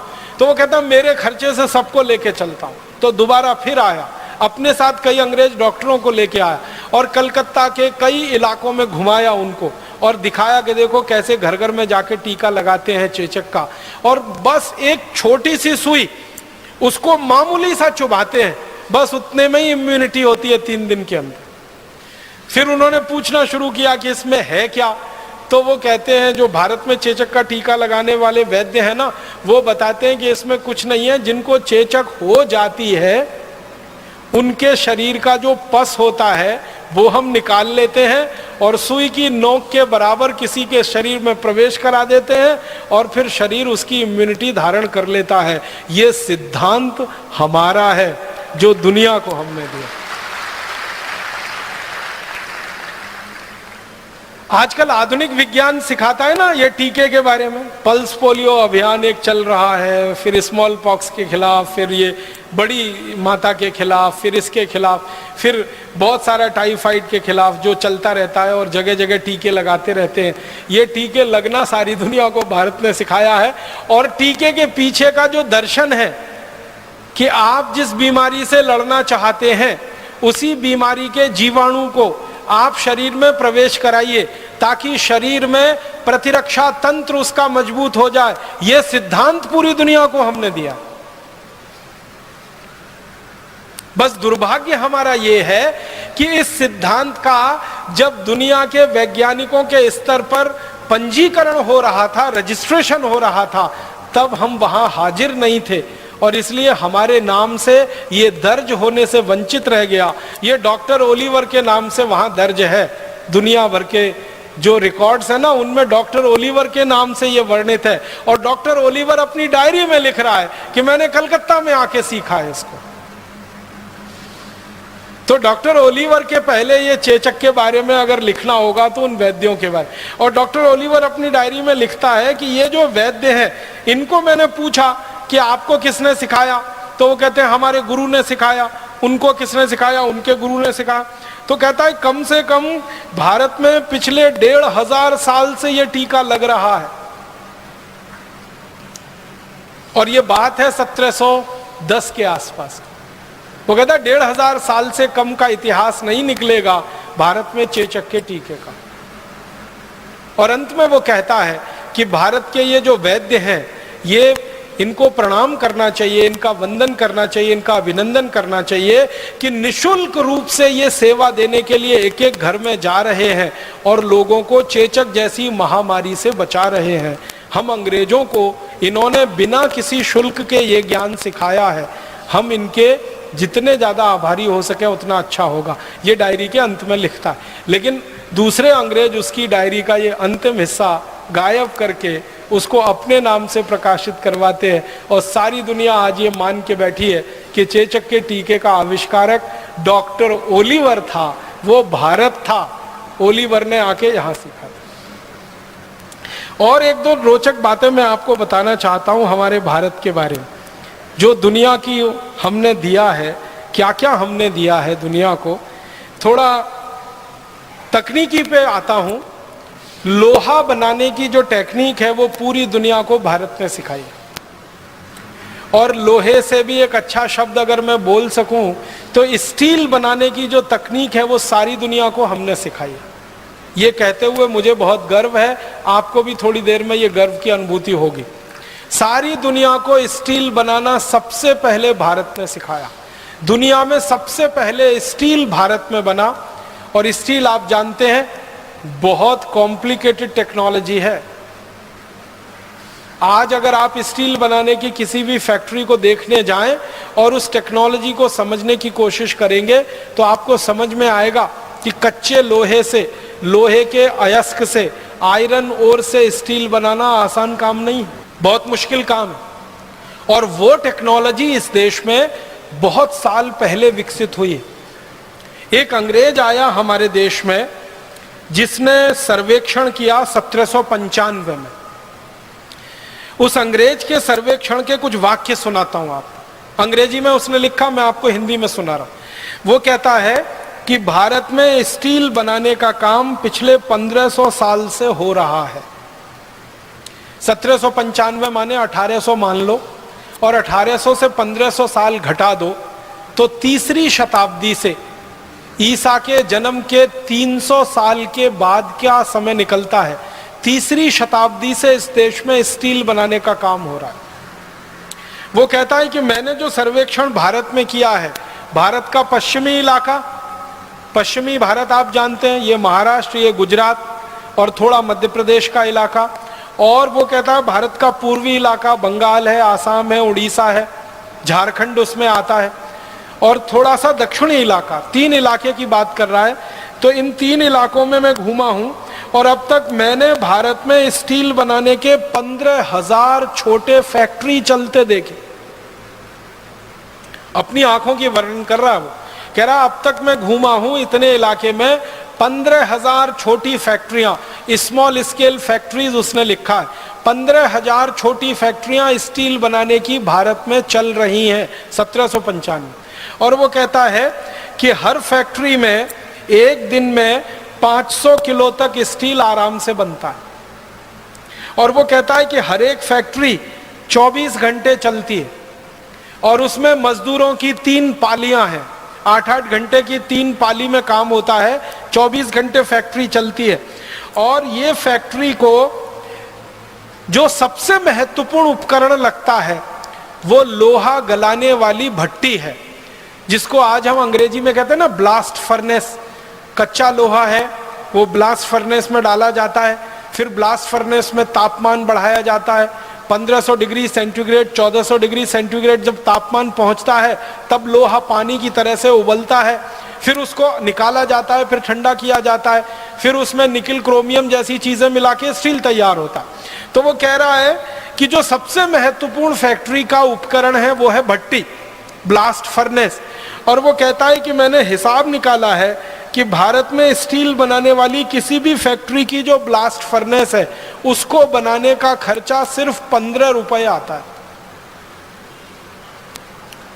और ये 15 रुपए का आंकड़ा है 1795 का। आज के हिसाब से अगर आप इस आंकड़े को समझने की कोशिश करेंगे तो 300 का गुणा कर दीजिए, तो 15 में 300 का गुणा कर दीजिए तो 15 × 45, माने 4,500 रुपए में ब्लास्ट फर्नेस बन के तैयार हो जाती है। फिर वो कह रहा है कि एक ब्लास्ट फर्नेस एक दिन में आराम से 1 टन लोहा बना लेती है, स्टील बना लेती है। और वो कहता है कि 1 टन स्टील बनाने में भारत के जो कारीगर हैं उनका खर्चा मात्र 80 रुपए आता है। 1 टन का माने हो गया 1000 किलोग्राम, 1000 किलोग्राम स्टील बनाने का खर्चा 80 रुपए। तो आप जरा कल्पना करिए 1 किलो स्टील बनाने का खर्चा 80 पैसे। और आपको मालूम है इस समय 1 किलो स्टील कितने में बनता है? 40 रुपए। 1795 में हम भारतीय तकनीक से स्टील बनाते थे तो 1 किलो स्टील बनाने का खर्चा 80 पैसे आता था। अब यूरोप के देशों की नकल करी हुई तकनीक से हम स्टील बनाते हैं और 1 किलो स्टील बनाने का खर्चा आता है 40 रुपए। आप बताओ टेक्नोलॉजी वो सुपर्ब थी या आज की सुपर्ब? और आगे लिखता है वो कि हमारे देश में ये स्टील बनने में जो छोटी फैक्ट्रियां हैं वो 10 घंटे लगाती हैं और 10 घंटे में स्टील बनके तैयार हो जाता है। और वो कहता है कि सभी 15,000 जो स्टील बनाने की फैक्ट्रियां हैं इनमें एक दिन में 7,500 मीट्रिक टन लोहा बनता है और एक साल में लगभग 27.5 लाख मीट्रिक टन लोहा तैयार होता है, माने स्टील तैयार होता है। और इस स्टील की सरिया बनती है और ये सरिया भारत से यूरोप में बिकने के लिए जाती है और भारत का स्टील यूरोप के बाजारों में प्रीमियम प्राइस पर बिकता है, माने सबसे महंगी कीमत पर बिकता है, क्योंकि भारत के स्टील की तुलना में दुनिया का कोई स्टील ठहरता नहीं। और अंत में वो लिख रहा है अपनी डायरी में कि भारत का स्टील यूरोप के बाजारों में जब बिकता है तो भारत के व्यापारी उस स्टील के बदले में अगर सोने की मांग करें तो भी व्यापारी सोना देने को तैयार होते हैं, क्योंकि उस क्वालिटी का स्टील दुनिया में कोई नहीं बना सकता। और वो कई बातें कह रहा है। एक बात कह रहा है कि भारत के स्टील को प्रीमियम प्राइस क्यों मिल रहा है दुनिया के बाजार में, तो कहता है कि भारत का स्टील ऐसा अद्भुत है जिसमें जंग नहीं लगता। और आप जानते हैं भारत में इस तरह का स्टील बनाने की हजारों साल से परंपरा है जिसमें जंग नहीं लगता। आप जाइए, मेहरौली नाम का एक गांव है दिल्ली में, उसे देखकर आइए। वहां एक लौह स्तंभ खड़ा हुआ है, सैकड़ों साल से बारिश में भीग रहा है और सैकड़ों साल से हवा के थपेड़े खा रहा है, लेकिन उस लौह स्तंभ में 1 इंच मात्र अभी तक जंग नहीं लगा है। ये भारतीय स्टील की क्वालिटी का नमूना है। तो जो अंग्रेज कह रहा है ना कि भारत का स्टील प्रीमियम प्राइस पे बिकता, वो कहता है इसलिए बिक रहा है क्योंकि ये सबसे अच्छी क्वालिटी का है। और वो कहता है कि दुनिया में भारत के बाद अगर सबसे अच्छा स्टील कोई बना सकता है तो वो स्वीडन है, लेकिन स्वीडन में स्टील बनाने का खर्चा भारत में स्टील बनाने के खर्चे से 100 गुना ज्यादा आता है। हम 80 रुपए का 1 टन स्टील बना लेते हैं और स्वीडन में 8,000 रुपए का 1 टन स्टील उस समय बनता है, 1795। और वो कहता है कि भारतवासियों को अपनी इस कला पर और अपनी इस हुनर पर गर्व होने की जरूरत है कि सारी दुनिया में जब कोई नहीं जानता वो तकनीक उनको आती है। और अंत में वो कहता है कि भारत की जो स्टील बनाने की ब्लास्ट फर्नेस है, जो भट्टी है, वो इतनी हल्की है कि उसको बैलगाड़ी में रख के कभी भी एक स्थान से दूसरे स्थान पर ले जा सकते हैं, दूसरे से तीसरे स्थान पर ले जा सकते हैं। वो कहता है ये पोर्टेबल है, मूवेबल है, जबकि यूरोप के देशों की जो भट्टियां हैं वो स्थायी हैं, उनको उखाड़ कर कहीं नहीं ले जा सकते। अगर उखाड़ना पड़ता है तो भट्टी टूट जाती है, लेकिन भारतवासी इतने हुनरमंद हैं, इतने कौशल वाले हैं कि भट्टी बनाते हैं, उसको बैलगाड़ी में रख के एक गांव से दूसरे गांव ले जाते हैं। और फिर वो कहते हैं कि ये भारतवासियों को कितना ज्ञान है कि एक साधारण सी भट्टी में 1400 डिग्री तापमान पैदा कर लेते हैं। आप जानते हैं 1400 डिग्री तापमान पैदा करना आसान काम नहीं है, बहुत मुश्किल काम है। और ये भी तब 17वीं शताब्दी में। आज तो हम बिजली की मदद से चाहें तो 2000 डिग्री 3000 डिग्री तक जा सकते हैं, लेकिन जब बिजली नहीं थी तब हम 1400 डिग्री का तापमान पैदा कर सकते थे। और वो कहता है कि इसके लिए एक सबसे बड़ा कारण है कि भारत में सबसे अच्छे किस्म का लोहा मिलता है और सबसे अच्छे किस्म का कोयला मिलता है। उस कोयले और लोहे के सम्मिश्रण से ये स्टील बनता है। कोयला 1400 डिग्री तापमान पैदा कर देता है और लोहा उसमें गल जाता है और स्टील बना देता है। तो स्टील बनाना सारी दुनिया को हमने सिखा। ये जो अंग्रेज है जो आया भारत में सर्वेक्षण किया, इसने सीखा और सीखने के बाद ये लंदन गया। लंदन में जाके इसने एक स्कूल खोला, मेटलर्जी का स्कूल खोला, उसमें स्टील बनाना अंग्रेजों को सिखाया। और फिर दुर्भाग्य से इसी के नाम से दर्ज हो गया कि स्टील का सबसे पहला बनाने वाला ये अंग्रेज, लेकिन उसने भारत से सीखा है। ये बात अभी दर्ज होना बाकी है। एक दो और उदाहरण देता हूं, हमने दुनिया को और क्या क्या दिया है। सारी दुनिया में इस समय किसी को मैं पूछूं कि सबसे पहला हवाई जहाज किसने बनाया, तो हम ले दे के एक नाम लेते हैं, राइट ब्रदर्स ने बनाया। और उनके नाम से दर्ज है ये आविष्कार। 17 दिसंबर सन 1903 को अमेरिका के कैरोलिना के समुद्र तट पर राइट ब्रदर्स ने पहला हवाई जहाज बनाकर उड़ाया, जो 120 फीट उड़ा और गिर गया। और उसके बाद फिर आगे हवाई जहाज की कहानी शुरू होती है। तो हम बचपन से ये पढ़ते आए हैं कि 17 दिसंबर 1903 में पहली बार हवाई जहाज बना और उड़ा, 120 फीट तक गया। अमेरिका के साउथ कैरोलिना के समुद्र तट पर राइट ब्रदर्स ने उसको उड़ाया। लेकिन अभी दस्तावेज मिले हैं और वो ये बताते हैं कि 1903 से कई साल पहले सन 1895 में हमारे देश के एक बहुत बड़े विमान वैज्ञानिक ने हवाई जहाज बनाया और मुंबई की चौपाटी के समुद्र तट पर उड़ाया, और वो 1500 फीट ऊपर उड़ा और उसके बाद नीचे गिरा। जिस भारतीय वैज्ञानिक ने यह करामात की उनका नाम था शिवकर बापूजी तलपदे। मराठी व्यक्ति थे। अगर आप मुंबई से परिचित हो तो मुंबई में एक छोटा सा इलाका है, उसको चीरा बाजार कहते हैं। वहां उनका जन्म हुआ और पढ़ाई लिखाई की। एक गुरु के सानिध्य में रह के संस्कृत शास्त्रों का अध्ययन किया। अध्ययन करते समय उनकी रुचि पैदा हो गई और हमारे देश में विमान शास्त्र के जो सबसे बड़े वैज्ञानिक माने जाते हैं वो महर्षि भरद्वाज है। महर्षि भरद्वाज ने विमान शास्त्र की सबसे पहली पुस्तक लिखी है। उस पुस्तक के आधार पर फिर सैकड़ों पुस्तकें लिखी गई विमान शास्त्र की। सबसे पहली पुस्तक महर्षि भरद्वाज की है विमान शास्त्र की। और भारत में वो जो पुस्तक उपलब्ध है, सबसे पुरानी पुस्तक वो 1500 साल पुरानी है। महर्षि भरद्वाज तो उसके भी बहुत साल पहले हुए। तो महर्षि भरद्वाज ने विमान शास्त्र पे सबसे ज्यादा शोध किया। ये जो शिवकर बापूजी तलपदे थे, इनके हाथ में महर्षि भरद्वाज की वो पुस्तक लग गई, विमान शास्त्र। उस पुस्तक को आद्योपांत उन्होंने पढ़ा। उस पुस्तक के बारे में उन्होंने कुछ रोचक बातें कही हैं। एक बात उन्होंने कही कि इस पुस्तक के 8 अध्यायों में विमान बनाने की तकनीकी का ही वर्णन है। 8 अध्याय। और वो कहते हैं कि 8 अध्याय में 100 खंड हैं जिनमें विमान बनाने की टेक्नोलॉजी का विस्तार से वर्णन है। फिर आगे कहते हैं कि महर्षि भरद्वाज ने अपनी पूरी पुस्तक में विमान बनाने के 500 सिद्धांत लिखे। आप इस बात को जरा फिर से सुनिएगा। एक सिद्धांत पर पूरा विमान बन जाता है। ध्यान दीजिएगा, एक सिद्धांत होता है, एक प्रिंसिपल होता है, उस पे इंजन बन जाता है और विमान बन जाता है।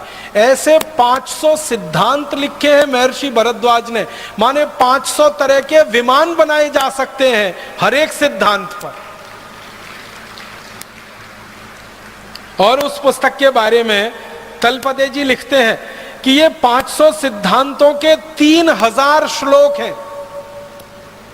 विमान शास्त्र में 3000 श्लोक हैं। और वो कहते हैं, आप जानते हैं ये जो टेक्नोलॉजी होती है, ये जो तकनीकी होती है, उसका एक प्रोसेस होता है, एक प्रक्रिया होती है। और हर एक तकनीकी की एक विशेष प्रक्रिया होती है। तो महर्षि भरद्वाज ने 32 प्रक्रियाओं का वर्णन किया है। 32 तरह से 500 किस्म के विमान बनाए जा सकते हैं। इस बात को जरा समझिएगा, मुझे देर में समझ में आई। 32 तरीके हैं 500 तरह के विमान बनाने के। माने एक विमान बनाने के 32 तरीके, 2 विमान बनाने के 32 तरीके, 500 विमान बनाने के 32 तरीके उस पुस्तक में है विमान शास्त्र। 3000 श्लोक है, 100 खंड है और 8 अध्याय है। कितना बड़ा ग्रंथ है ये। इस ग्रंथ को शिवकर बापूजी तलपदे ने पढ़ा अपने विद्यार्थी जीवन से। और पढ़ पढ़कर परीक्षण किए। और परीक्षण करते करते 1895 में वो सफल हो गए और उन्होंने पहला विमान बना लिया। और उस विमान को बना लिया तो उन्होंने उसको उड़ाकर भी दिखाया। और उसको देखने के लिए भारत के बड़े बड़े लोग गए। हमारे देश के उस समय के एक बड़े व्यक्ति हुआ करते थे, महादेव गोविंद रानाडे, जो अंग्रेजी न्याय व्यवस्था में जज की हैसियत से काम किया करते थे मुंबई हाई कोर्ट में। तो रानाडे जी गए उसको देखने के लिए। बड़ोदरा के एक बड़े राजा हुआ करते थे गायकवाड़ करके, वो गए उस विमान को देखने के लिए।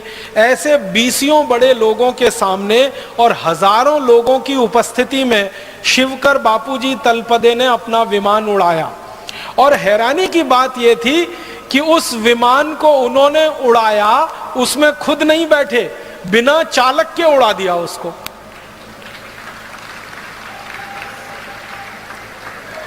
माने आप समझिए कि उस विमान को उड़ाया होगा तो कंट्रोल सिस्टम तलपदे जी के हाथ में है और विमान हवा में उड़ रहा है। और यह बात 1895 में हो रही है, आज की दुनिया की बात नहीं हो रही। और उस विमान को उड़ाते उड़ाते 1500 फीट तक वो लेके गए। फिर उसके बाद उन्होंने उसको उतारा और बहुत सकुशल उतारकर उसको जमीन पे खड़ा कर दिया। माने वो विमान टूटा नहीं, उसमें आग लगी नहीं, उसके साथ कोई दुर्घटना हुई नहीं, उड़ा 1500 फीट तक गया, फिर नीचे कुशलता से उतरा और सारी भीड़ ने तलपदे जी को कंधों पर उठा लिया। महाराजा गायकवाड़ ने उनके लिए इनाम की घोषणा की, एक जागीर उनके लिए घोषणा कर दी कि ये पूरी जागीर इनको दूंगा। और गोविंद रानाडे जी जो थे वहां पर, उन्होंने घोषणाएं की, बड़े बड़े लोगों ने घोषणाएं की। तलपदे जी का ये कहना था कि मैं ऐसे कई विमान बना सकता हूं, मुझे पैसे की कुछ जरूरत है, आर्थिक रूप से मेरी अच्छी स्थिति नहीं है। तो लोगों ने इतना पैसा इकट्ठा करने की घोषणा की कि आगे तो उनको कोई जरूरत नहीं थी। लेकिन तभी उनके साथ एक धोखा हुआ। धोखा क्या हुआ? अंग्रेजों की एक कंपनी थी, उसका नाम था रैली ब्रदर्स करके। वो आई उनके पास, तलपदे जी के पास, और तलपदे जी को कहा कि ये जो विमान आपने बनाया है इसका ड्राइंग हमें दे दीजिए। तलपदे जी ने कहा कि उसका कारण बताइए।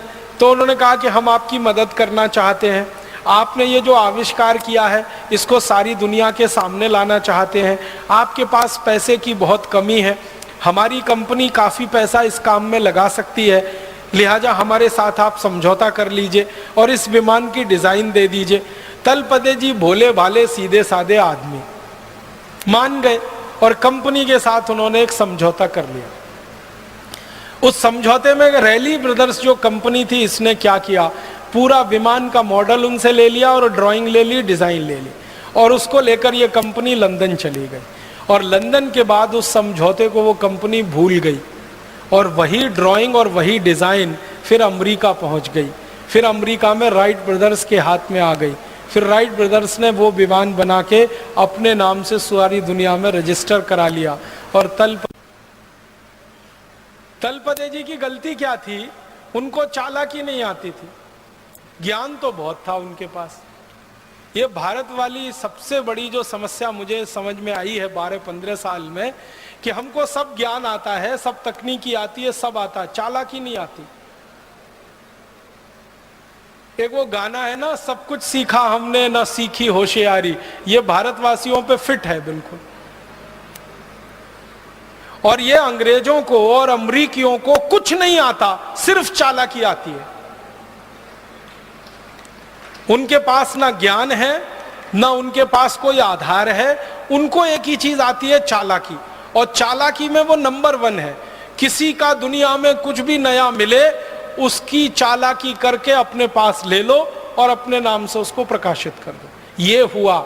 शिवकर बापूजी तलपदे ने 1895 में बनाया हुआ विमान सारी दुनिया के सामने अब ये घोषित करता है कि विमान सबसे पहले अमरीकी ब्रदर्स राइट ब्रदर्स ने बनाया, 1903 में बनाया, 17 दिसंबर को दिखा। उससे कई साल पहले, अगर आप साल ही जोड़ेंगे तो कम से कम 8 साल पहले भारत में विमान बन चुका था और सारे देश के सामने वो दिखाया जा चुका था। अब हमें इस बात के लिए लड़ाई करनी है अमरीकियों से और यूरोपियन लोगों से कि ये तो हमारे नाम ही दर्ज होना चाहिए। और रैली ब्रदर्स कंपनी ने जो बेईमानी और बदमाशी की थी समझौते के बाद, उसका उस कंपनी को हर्जाना देना चाहिए, क्योंकि समझौता करने के बाद बेईमानी की थी।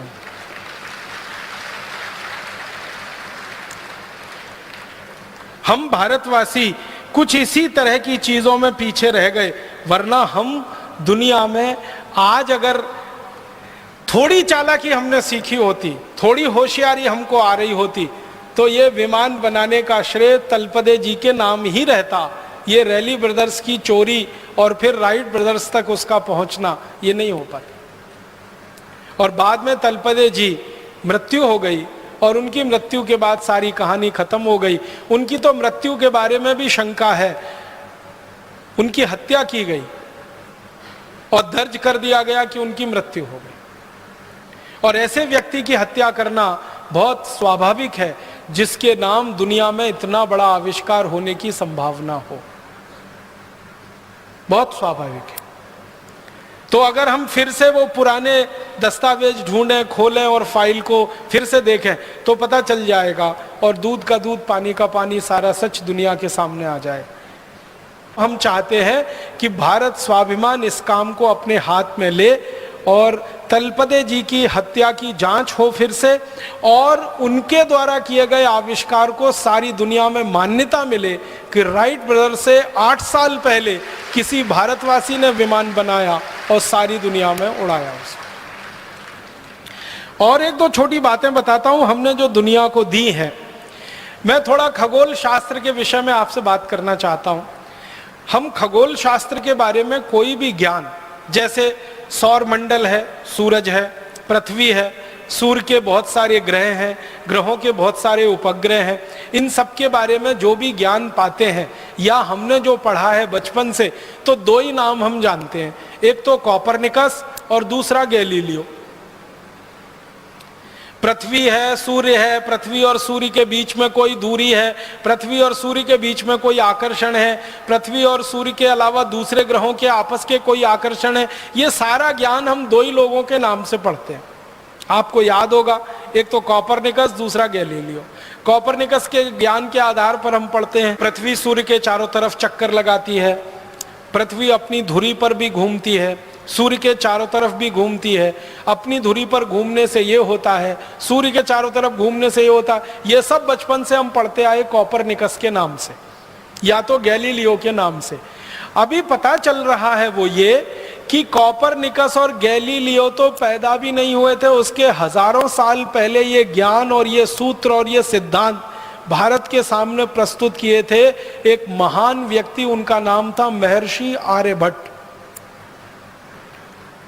उन्होंने सबसे पहले दुनिया को बताया कि ये सौर मंडल में सूरज स्थित है और स्थिर है, पृथ्वी जो है स्थिर नहीं है, वो घूम रही है सूरज के चारों तरफ और वो अपने अक्ष पर भी घूम रही है। ये सबसे पहले महर्षि आर्यभट्ट ने सारी दुनिया को बताया।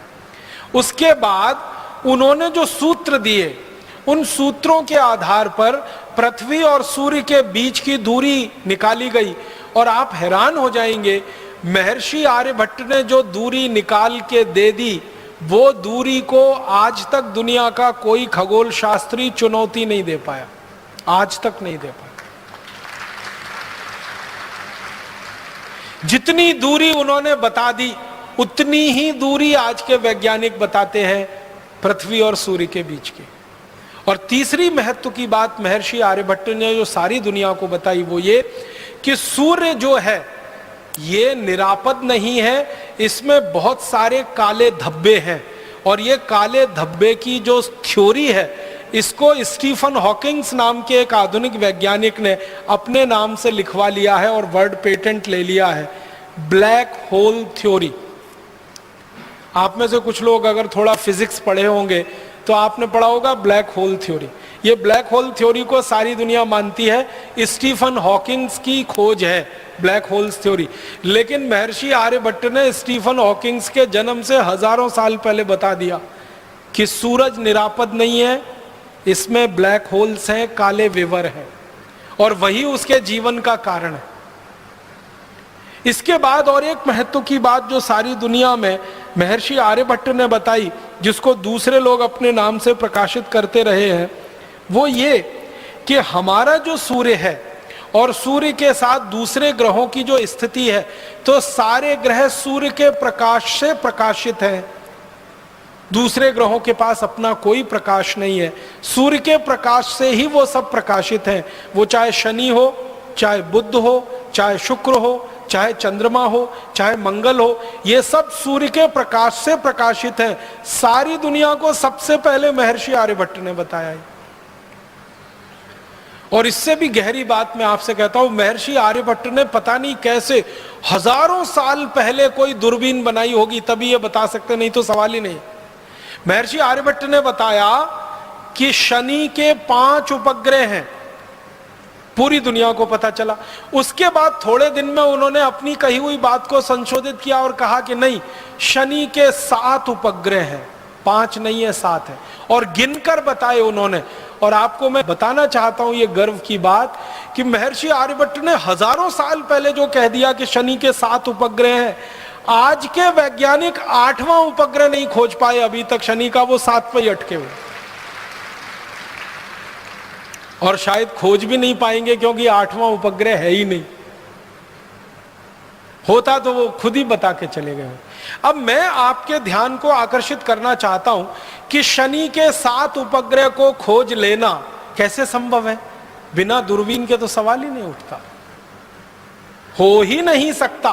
इसका माने बहुत साफ है कि महर्षि आर्यभट्ट ने दुनिया की सबसे पहली दूरबीन बनाई होगी और उससे देखकर यह बताया होगा, और सारी दुनिया में दूरबीन बनाना लोगों ने उसकी नकल करके सीखा होगा।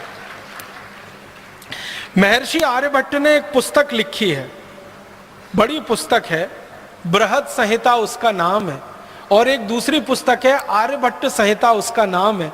इन दोनों पुस्तकों में सैकड़ों नहीं हजारों सूत्र हैं सूरज के बारे में, चंद्रमा के बारे में और दूसरे ग्रहों के सूरज के अंतर संबंधों के बारे में। और आप जानते हैं सबसे पहले दुनिया में ग्रहण के बारे में, चंद्र ग्रहण होगा, सूर्य ग्रहण होगा, इस तिथि को होगा, इस दिनांक को होगा, इस साल में पड़ेगा, ये सारे के सारे ठीक ठीक गणनाएं सबसे पहले शुरू किया महर्षि आर्यभट्ट ने। महर्षि आर्यभट्ट की शुरू की गई गणनाएं चंद्र ग्रहण की, सूर्य ग्रहण की हजारों साल बिल्कुल सच साबित हुई है, और उसके आधार पर पंचांग विकसित हुआ। और आपको एक और गहरी बात बताना चाहता हूं महर्षि आर्यभट्ट के बारे में, कि उन्होंने सूरज का, पृथ्वी का, दूसरे ग्रहों का जब अध्ययन किया बारीकी से, गहराई से, और उन्होंने देखा कि पृथ्वी अपनी धुरी पे भी घूम रही है और सूर्य के चारों तरफ भी घूम रही है, तो पृथ्वी की अपनी धुरी पर घूमने से दिन है, और दिन रात हो रहे हैं, तो दिन कितने घंटे का हो रहा है, रात कितने घंटे की हो रही है, और बारीकी से करते करते उन्होंने 7 दिन निर्धारित कर दिए। और वो 7 दिन है रविवार, सोमवार, मंगलवार, बुधवार, बृहस्पतिवार, शुक्रवार, शनिवार। ये जो 7 दिन महर्षि आर्यभट्ट ने हजारों साल पहले निश्चित कर दिए, सारी दुनिया अभी तक 8वां दिन नहीं खोज पाई। जो 7 उन्होंने हजारों साल पहले कह दिए, वही 7 दिन पूरी दुनिया इस्तेमाल कर रही है। और आपको हैरानी होनी चाहिए ये जानकर कि कोई क्रिश्चियन है तो, कोई मुसलमान है तो, कोई यहूदी है तो, कोई बौद्ध है तो, कोई पारसी है तो, कोई हिंदू है तो, या किसी भी संप्रदाय का है, वो इन्हीं 7 दिनों को मानता है। रविवार, सोमवार, मंगलवार, बुधवार, बृहस्पतिवार, शुक्रवार, शनिवार। बस अंतर इतना है कि उसको अपनी अपनी भाषा में उन्होंने भाषांतर कर लिया है। अंग्रेजों ने रविवार का संडे कर दिया, सोमवार का मंडे कर दिया, मंगलवार का ट्यूसडे कर दिया, बुधवार का वेडनेसडे कर दिया, गुरुवार का थर्सडे कर दिया, शुक्रवार का फ्राइडे कर दिया, शनिवार का सैटरडे। बस इतना ही किया है, भाषांतर ही किया है, बाकी कोई मूल बदलाव अंग्रेज नहीं कर पाए। और अंग्रेजों के आगे पीछे की सभ्यताओं ने भी उसको वैसे का वैसा ही स्वीकार किया। यूनान की पूरी सभ्यता ने यही स्वीकार किया, रवि, सोम, मंगल, बुध। मेसोपोटामिया की सभ्यता ने यही स्वीकार किया, बेबीलोनियन की सभ्यता ने यही स्वीकार किया। दुनिया में जो बड़ी बड़ी सभ्यताएं मानी जाती हैं, सब में ये रवि, सोम, मंगल, बुध, बृहस्पति, शुक्र, शनि ही है। और ये भारत की देन है सारी दुनिया की सभ्यताओं को, जिसमें वो एक कदम भी आगे हमसे बढ़ नहीं पाए हैं। जितना हमने खोज के बता दिया, वहीं पर पूरी दुनिया रुकी हुई है अभी तक। बहुत बड़ा योगदान है महर्षि आर्यभट्ट का इस खगोल शास्त्र की दुनिया में। और एक दो छोटी बातें बताता हूं कि महर्षि आर्यभट्ट का एक और बहुत बड़ा योगदान है सारी दुनिया के लिए, गणित का। गणित के बारे में 2-3 रोचक तथ्य मैं आपको कहना चाहता हूं। गणित में जो त्रिकोणमिति होती है ना, आपने तो पढ़ा होगा बचपन में, हम लोग अंग्रेजी में उसको ट्रिग्नोमेट्री कहते हैं। ये जो त्रिकोणमिति है, ये जो ट्रिग्नोमेट्री है, ये महर्षि आर्यभट्ट की खोज है। उन्होंने सबसे पहले त्रिकोणमिति दिया है पूरी दुनिया को जानने, समझने और सीखने के लिए। और आप जानते हैं, इसी त्रिकोणमिति को आधार बनाकर दुनिया में सारा निर्माण कार्य चलता है।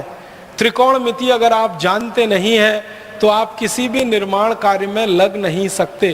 तो सारी दुनिया के निर्माण कार्य का आधार और पृष्ठभूमि महर्षि आर्यभट्ट की देन है। त्रिकोणमिति जो उन्होंने समझाई सारी दुनिया। गणित में त्रिकोणमिति का आविष्कार भारत में हुआ है। फिर इसी तरह एक महान महर्षि हुए भास्कराचार्य, उन्होंने गणित की सबसे पहली पुस्तक लिखी लीलावती, जिसका नाम। लीलावती जो थी वो महर्षि भास्कराचार्य की बेटी थी, तो अपने बेटी के नाम पर, बेटी को जो सिखाते थे गणित में, वही सब उन्होंने लिखा पुस्तक में। और लीलावती के बारे में कहा जाता है कि वो इतनी कुशाग्र बुद्धि थी, इतना तीव्र बुद्धि वो बेटी थी कि पेड़ के पत्ते गिन सकती थी। और जब भी उसको पेड़ के पत्ते गिनने के लिए कहा गया तो वास्तव में उतने ही पत्ते निकलते थे जितने होते थे। और उसको कहा जाता था कि तुम्हारी बुद्धि बहुत तेज चलती है, तो कहती थी वो पिताजी की कृपा है, उन्होंने मुझे गणित सिखाया। पेड़ के पत्ते गिन लेना कोई आसान काम नहीं है, ये कुछ ऐसा ही काम है कि आसमान में तारे गिन लेना। और लीलावती इसमें सिद्धहस्त थी। उस लीलावती के नाम से पुस्तक प्रकाशित हुई, महर्षि भास्कराचार्य की गणित की पहली पुस्तक। और सारी दुनिया ने उस पुस्तक को आधार बनाकर अपने यहाँ गणित का कोर्स बनाया है, सिलेबस बनाया। आपको हैरानी होगी जानकर, दुनिया के बहुत सारे देशों ने अपने गणित का सिलेबस लीलावती के आधार पर बनाया। ऐसे एक महान हमारे देश में गणितज्ञ हुए, उनका नाम था महर्षि ब्रह्मगुप्त। इन्होंने सारी दुनिया को सबसे पहले सिखाया जोड़ना, घटाना, गुणा करना और भाग करना।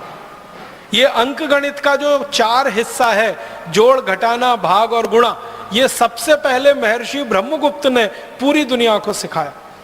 और इसके लिए उन्होंने शास्त्र निर्माण किया। और महर्षि ब्रह्मगुप्त के ही नाम ये खोज है कि वर्ग करना और वर्गमूल करना, घन करना, घनमूल करना, ये भी उन्होंने सबसे पहले सूत्र दिया दुनिया को सीखने के लिए। और जो बीज गणित हम पढ़ते हैं, जिसको हम आजकल एलजबरा कहने लगे हैं, ये एलजबरा पूरा का पूरा महर्षि ब्रह्मगुप्त की देन है। हमारा आज का एलजबरा और उसका सिलेबस महर्षि ब्रह्मगुप्त के लिखे हुए पुस्तकों पर आधारित है सारा का सारा। इसी तरह से एक प्रमेय होती है, एक थ्योरम है, वो हम लोग पढ़ते हैं बचपन में, 9वीं 10वीं कक्षा से लेके 12वीं तक हम उसका इस्तेमाल करते हैं। वो थ्योरम को पाइथागोरस थ्योरम कहते हैं। पाइथागोरस का जन्म हुआ ईसा से 8 शताब्दी पहले, और ईसा के 15वीं शताब्दी पहले के भारत के गुरुकुलों के रिकॉर्ड्स बताते हैं कि पाइथागोरस हमारे यहां था। हम उसको बोधायन प्रमेय के रूप में पढ़ते थे। बोधायन एक महर्षि हुए, उनके नाम से वो प्रमेय पढ़ाई जाती थी भारत में ईसा के जन्म के 15 शताब्दी पहले, माने आज से लगभग 3500 साल पहले वो प्रमेय भारत में पढ़ाई जाती थी बोधायन प्रमेय के नाम से। और वो प्रमेय क्या है? कर्ण का वर्ग बराबर लंब का वर्ग धन आधार का वर्ग, हिंदी में कहते हैं ना, हाइपोटेन्यूज का स्क्वायर परपेंडिकुलर और बेस के स्क्वायर के एडिशन के बराबर। तो कर्ण का वर्ग बराबर लंब का वर्ग धन आधार का वर्ग, ये जो हम पढ़ते हैं, ये सबसे पहले बोधायन महर्षि की देन है, जिसके आधार पर सारी दुनिया ने सीखा। पाइथागोरस ने बेईमानी करके और चालाकी करके इसको अपने नाम से प्रकाशित करवा लिया, और वो आज तक सारी दुनिया इसी भ्रम में जी रही। इसी तरह से मैथमेटिक्स में, मॉडर्न मैथमेटिक्स में एक थ्योरम इस्तेमाल होती है, बाइनोमियल थ्योरम। अगर थोड़ा गणित आपने उच्च स्तर का पढ़ा होगा तो आपको तुरंत ये नाम ध्यान में आएगा। बाइनोमियल थ्योरम जो द्विपद प्रमेय है, वो सारी दुनिया को सबसे पहले भारत ने दी, और ये बाइनोमियल थ्योरम भी महर्षि आर्यभट्ट की देन है सारी दुनिया को। और इसी तरह से हमारे भारत में एक विषय चलता है गणित में, जिसको मॉडर्न मैथमेटिक्स के नाम से आजकल कहने लगे हैं, कैलकुलस। और उसके 2 हिस्से हैं, इंटीग्रल कैलकुलस, डिफरेंशियल कैलकुलस। ये इंटीग्रल कैलकुलस सबसे पहले भारत में लाया जिस महर्षि ने, उनका नाम था माधवाचार्य। और डिफरेंशियल कैलकुलस पूरी दुनिया को सिखाया जिन महर्षि ने, उनका नाम था भास्कराचार्य।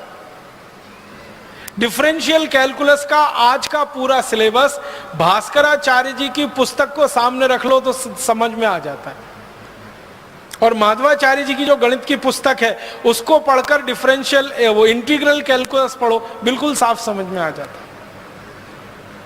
और गणित में सबसे ज्यादा शोध दुनिया में हुआ है तो वो भारत में हुआ है। भारत के बाद दूसरे नंबर पर सबसे बड़े गणितज्ञ माने जाते हैं दुनिया में, वो फ्रेंच लोग हैं। फ्रांसीसी लोग इस बात को स्वीकार करते हैं कि गणित अगर हमने सीखा है और दुनिया ने सीखा है तो वो भारत से सीखा है। और गणित की जो मूल बात है, शून्य, 1 2 3 4 5 6 7 8 9, जिसको हम नंबर सिस्टम कहते हैं, ये सारी दुनिया को भारत की देन है। और आपने मेरे व्याख्यान के पहले वो जो गीत सुना, जब 0 दिया मेरे भारत ने, वो सच है। सारी दुनिया को शून्य, फिर 1, फिर 2, फिर 9 तक की गिनती हमने सिखाई है। और जो गिनती सिखाएगा वही गणित बनाएगा। गणित तो उसी को आएगा जिसको गिनती आएगी। जिन्होंने गिनती गिनी है और जिन्होंने गिनती पढ़ी है वही गणित बना सकते हैं और गणित सिखा सकते हैं। तो भारत ने सारी दुनिया को गिनती दी है, गणित दिया है, गणित के सूत्र दिए हैं। और कुछ गणित के सूत्रों के बारे में तो आप सब जानते हैं। वैदिक गणित का नाम आपने सुना है? वैदिक गणित के सूत्र 17 सूत्र हैं। इन सूत्रों को जो सीख लेगा वो गणित का इतना बड़ा पंडित हो जाएगा कि कैलकुलेटर से ज्यादा तेज कैलकुलेशन वो कर पाए। कुछ भारतवासी सारी दुनिया में अपना चमत्कार दिखाते रहते हैं गणित का। एक बहन जी हैं, एक माता जी हैं, नाम नहीं लेना चाहता उनका, आप सब समझ जाएंगे 1 मिनट में। वो पूरी दुनिया में प्रवास करती हैं और बड़े बड़े शो करती हैं। लाखों रुपए उस शो के वो लेती हैं। एक एक व्यक्ति उस शो में जाए तो हजारों रुपए की टिकट खरीदता है, डॉलर्स में खरीदता है। और वो माताजी सबको यही बताती हैं गणित के सूत्र, और चमत्कारिक तरीके से बताती है। 10 अंक का कुछ संख्या लिख दो और 10 अंक की एक संख्या लिख दो, दोनों का गुणा कर दो। कैलकुलेटर जितनी देर में बताएगा वो माताजी उसके पहले बता देती है। और लाखों डॉलर बरसते हैं उनके ऊपर। वो कुछ भी नहीं है, वैदिक मैथमेटिक्स के सूत्र हैं। कोई सीख लेगा तो वो बता देगा, उसमें कौन सी खास बात है। और उनके बारे में अखबारों में बड़ा बड़ा विज्ञापन आता है, जिनका दिमाग कंप्यूटर से ज्यादा तेज चलता है, जिनके गणित की गणनाएं कंप्यूटर से ज्यादा तेज है, ऐसी माता जी का व्याख्यान सुनने आइए या दर्शन करने आइए। मैं सोचता हूं कि ऐसी तो सभी माताएं हो सकती है, सभी बहनें हो सकती हैं, सभी भाई हो सकते हैं। बस वैदिक गणित के वो 17 सूत्र सीखने की देर है। और वो सूत्र अगर आपको सीखने हो तो पुस्तकें उसकी बाजार में उपलब्ध हैं। मेरी आपको एक विनम्र प्रार्थना है, वो ये कि आपके घर में छोटे छोटे बच्चे हैं, उनको वो सूत्र जरूर सिखा दीजिए। गणित उनको रोचक हो जाएगा। हमारे देश के बच्चों को गणित में ही सबसे ज्यादा बोरियत आती है, क्योंकि आज जो हम गणित सीखते हैं और सिखाते हैं वो अंग्रेजों के तरीके से सीखते हैं और अंग्रेजों के तरीके से सिखाते हैं। उसमें रस बिल्कुल नहीं है। लेकिन ये जो वैदिक गणित लिखा गया है, इसको सीखने में इतना रस है कि आप 90 साल के भी हो जाएं तो भी आप वैसे ही सीखेंगे जैसे 15-17 साल के बच्चे सीखते हैं। हमारे भारत में शिक्षा के बारे में जो सबसे गहरी बात है कि शिक्षा को रसपूर्ण बना के सिखाना, हंसते हंसते सिखा देना, खेलते खेलते सिखा देना, गाना गाते गाते सिखा देना, गीत गाते गाते सिखा देना, दुनिया में कहीं नहीं है ये। तो वैदिक गणित के सूत्रों को आप सीखें, बहुत अच्छा हो। नहीं तो अपने बच्चों को जरूर सिखाएं। पुस्तकें बाजार में उपलब्ध हैं, उनसे आप आसानी से कर सकते हैं।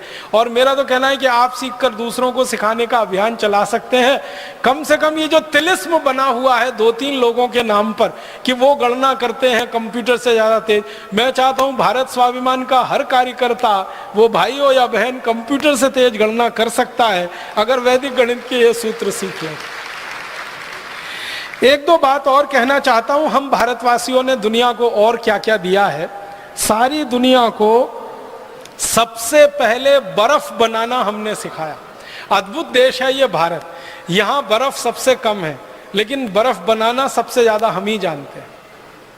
भारत में बर्फ जहां है ना, वो कुल मिला के 2-4 राज्य हैं। एक तो जम्मू कश्मीर है, एक तो हिमाचल प्रदेश है, एक तो हमारा ये उत्तराखंड है, और थोड़ा बहुत उत्तर पूर्व के कुछ प्रदेश हैं छोटे, जहां पर बर्फ गिरती है। ये बर्फ प्रकृति की बनाई हुई है। लेकिन हम भारतवासी इस बात का गर्व कर सकते हैं कि मनुष्य की बनाई हुई सबसे पहली बर्फ हमने दी है दुनिया को, और उसकी तकनीकी भी हमने बताई है पूरी दुनिया को। हमारे देश में एक महान राजा हुआ, उसका नाम था हर्षवर्धन। हर्षवर्धन के बारे में आप सबने पढ़ा है, सुना है, जानकारी आपको होगी। हर्षवर्धन की 2-3 बातें मैं आपसे कहना चाहता हूं। पहली बात यह है कि वो वैज्ञानिक था और राजा हुआ। सबसे बड़ी बात उसके बारे में जो दुनिया नहीं जानती वो ये कि वो खाली राजा नहीं था, वो वैज्ञानिक था और राजा हुआ और चक्रवर्ती सम्राट हुआ। चक्रवर्ती सम्राट का मतलब आप समझते हैं? भारत में चक्रवर्ती सम्राट कौन हो सकता है? जो एक गांव का राजा होता है उसको हमारे देश में कहा जाता है सरपंच। जो 10 गांव का राजा होता है उसको कहा जाता है नायक। जो 100 गांव का राजा होता है उसको कहते हैं सामंत। जो 1000 गांव का राजा होता है उसको कहते हैं राजा। फिर 10,000 गांव का जो हो जाए राजा वो महाराजा। फिर 1 लाख गांव का जो हो जाए वो सम्राट। और 7 लाख गांव का जो राजा हो वो चक्रवर्ती सम्राट। और भारत में लगभग 7 लाख ही गांव रहे। तो हर्षवर्धन चक्रवर्ती सम्राट था, माने पूरे भारत का राजा था। एक बात, वैज्ञानिक था। दूसरी बात, और विज्ञान की किस भाषा में उसको दक्षता थी? केमिस्ट्री में, रसायन शास्त्र का बहुत बड़ा ज्ञाता था वो। केमिस्ट्री उसको बहुत आती। जब वो राजा बना, उसकी बेटी बीमार हो गई और उसको बहुत तेज बुखार आया। तो पहली बार उसने अपनी बेटी का बुखार उतारने के लिए बर्फ बनवाई और उसका इस्तेमाल किया। हर्ष चरित्रम करके एक पुस्तक लिखी गई हर्षवर्धन के बारे में, और हर्ष चरित्रम में इसका विस्तार से वर्णन है कि राजा हर्षवर्धन अपनी बेटी का बुखार ठीक करने के लिए बर्फ का इस्तेमाल कर रहा है और वो बर्फ बनाने की पूरी तकनीकी है। और राजा हर्षवर्धन का जो समय है ना, वो 6वीं शताब्दी का है, माने आज से लगभग 1500 साल पहले, 1400 साढ़े 1400 साल पहले। अंग्रेजों के यहाँ बर्फ पड़ती है, अमरीकियों के यहाँ बर्फ पड़ती है, फ्रांस में बर्फ पड़ती है, जर्मनी में बर्फ पड़ती है, लेकिन वो बर्फ बनाना 18वीं शताब्दी तक नहीं जानते थे। जिनके यहाँ बर्फ पड़ती है वो बर्फ बनाना नहीं जानते थे। बर्फ बनाने के लिए पानी को एक विशेष तापमान पर रखना पड़ता है और एक विशेष दबाव उसको देना पड़ता है। एटमॉस्फेरिक प्रेशर और टेम्परेचर दोनों को कंट्रोल करके ही बर्फ बन सकती है। बहुत जटिल प्रक्रिया है, आसान काम नहीं है ये। लेकिन हर्षवर्धन को ये मालूम था और उसने बर्फ बनाना और बनवाना अपने राज्य में शुरू किया था। उस समय से भारत में बर्फ बनाने की परंपरा है। बर्फ हमारे यहाँ भगवान के द्वारा बहुत कम दी गई है, लेकिन बनाना हमको दुनिया में सबसे पहले आया। अब हमको ये स्थापित कराना अभी बाकी है कि सबसे पहले बर्फ भारत में बनी। अंग्रेज लोग बताते हैं कि उन्होंने सबसे पहले बर्फ 18वीं शताब्दी में बनाई। हमने उनसे 1000 साल पहले बर्फ बनाई थी। सारी दुनिया को ये बर्फ बनाने की टेक्नोलॉजी हमने दी है। कागज बनाना पूरी दुनिया को भारत ने सिखाया। कागज बनाना सबसे पहले भारत में शुरू हुआ। हमारे भारत में एक घास होती है, उसको सन कहते हैं, और एक घास होती है उसको मूंज कहते हैं। गांव के लोग हैं उनको तो ये दोनों शब्द अच्छे से समझ में आएंगे। एक सन होती है और एक मूंज होती है। मूंज जो है ना बहुत तीखी होती है, उंगली को काट सकती है और खून निकाल सकती है। सन वाली घास जो होती है वो थोड़ी नरम होती है, उंगली को काटती वाटती नहीं। और भारत के हर गांव में इफरात में होती है और फोकट में होती है। पूर्वी भारत और मध्य भारत में तो हर गांव में होती है। बंगाल में, उत्तर प्रदेश में, बिहार में, झारखंड में, उड़ीसा में, आसाम में कोई गांव नहीं जहां सन ना हो, मूंज ना हो। तो जिन इलाके में सन और मूंज सबसे ज्यादा होती रही है, इसी इलाके में सबसे पहले कागज बनना शुरू हुआ। वो सन की घास से और मूंज की घास से हमने सबसे पहले कागज बनाया और सबसे पहला कागज बना के दुनिया को हमने दिया। और वो कागज बनाने की तकनीक आज से 2000 साल पुरानी। और चीन के जो दस्तावेज हैं वहां से ये बात मुझे पता चली। चीनियों के दस्तावेजों में ये लिखा हुआ है कि उन्होंने जो कागज बनाना सीखा वो भारत से सीखा। तो उन्होंने जो कागज बनाना सीखा वो भारत से, यहां से सीखा, सन और मूंज की रस्सी से। इसी तरह से दुनिया में सबसे पहली बैटरी समझते हैं, ड्राई सेल, अंग्रेजी में कहूं तो शायद जल्दी समझ में आए। ड्राई सेल बैटरी सबसे पहले भारत में बनी, और ड्राई सेल बनाने की जो विधि है ना, जो आधुनिक विज्ञान ने भी स्वीकार कर रखी है, वो महर्षि अगस्त्य द्वारा दी गई विधि है।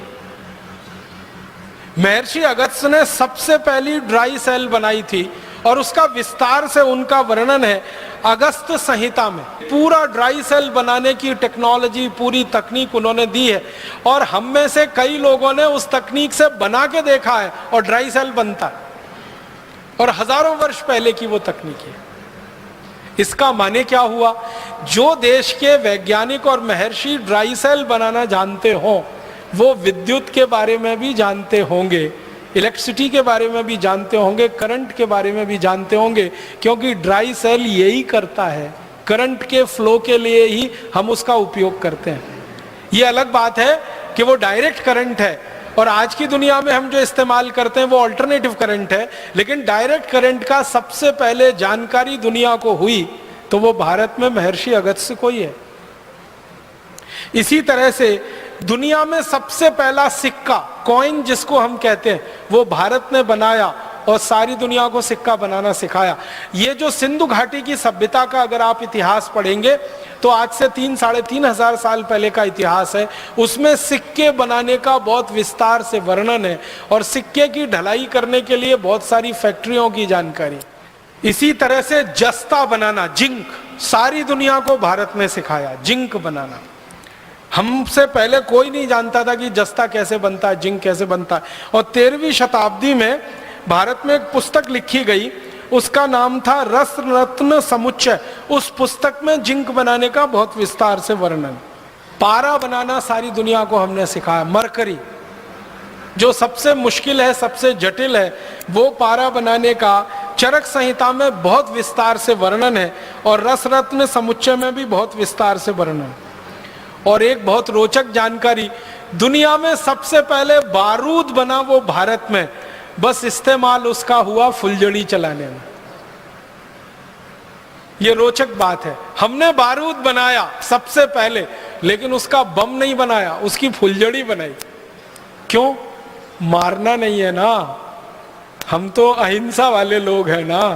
बारूद से मार भी सकते हैं, बम बना के किसी को ब्लास्ट कर सकते हैं, लेकिन वही बारूद फुलझड़ी भी बनाता है, वही बारूद वो चक्री भी बनाता है, और वही बारूद से अनार बनता है। तो हमने बारूद बनाया अनार के लिए, फुलझड़ी के लिए, चक्री के लिए। हमने बारूद नहीं बनाया बम के लिए।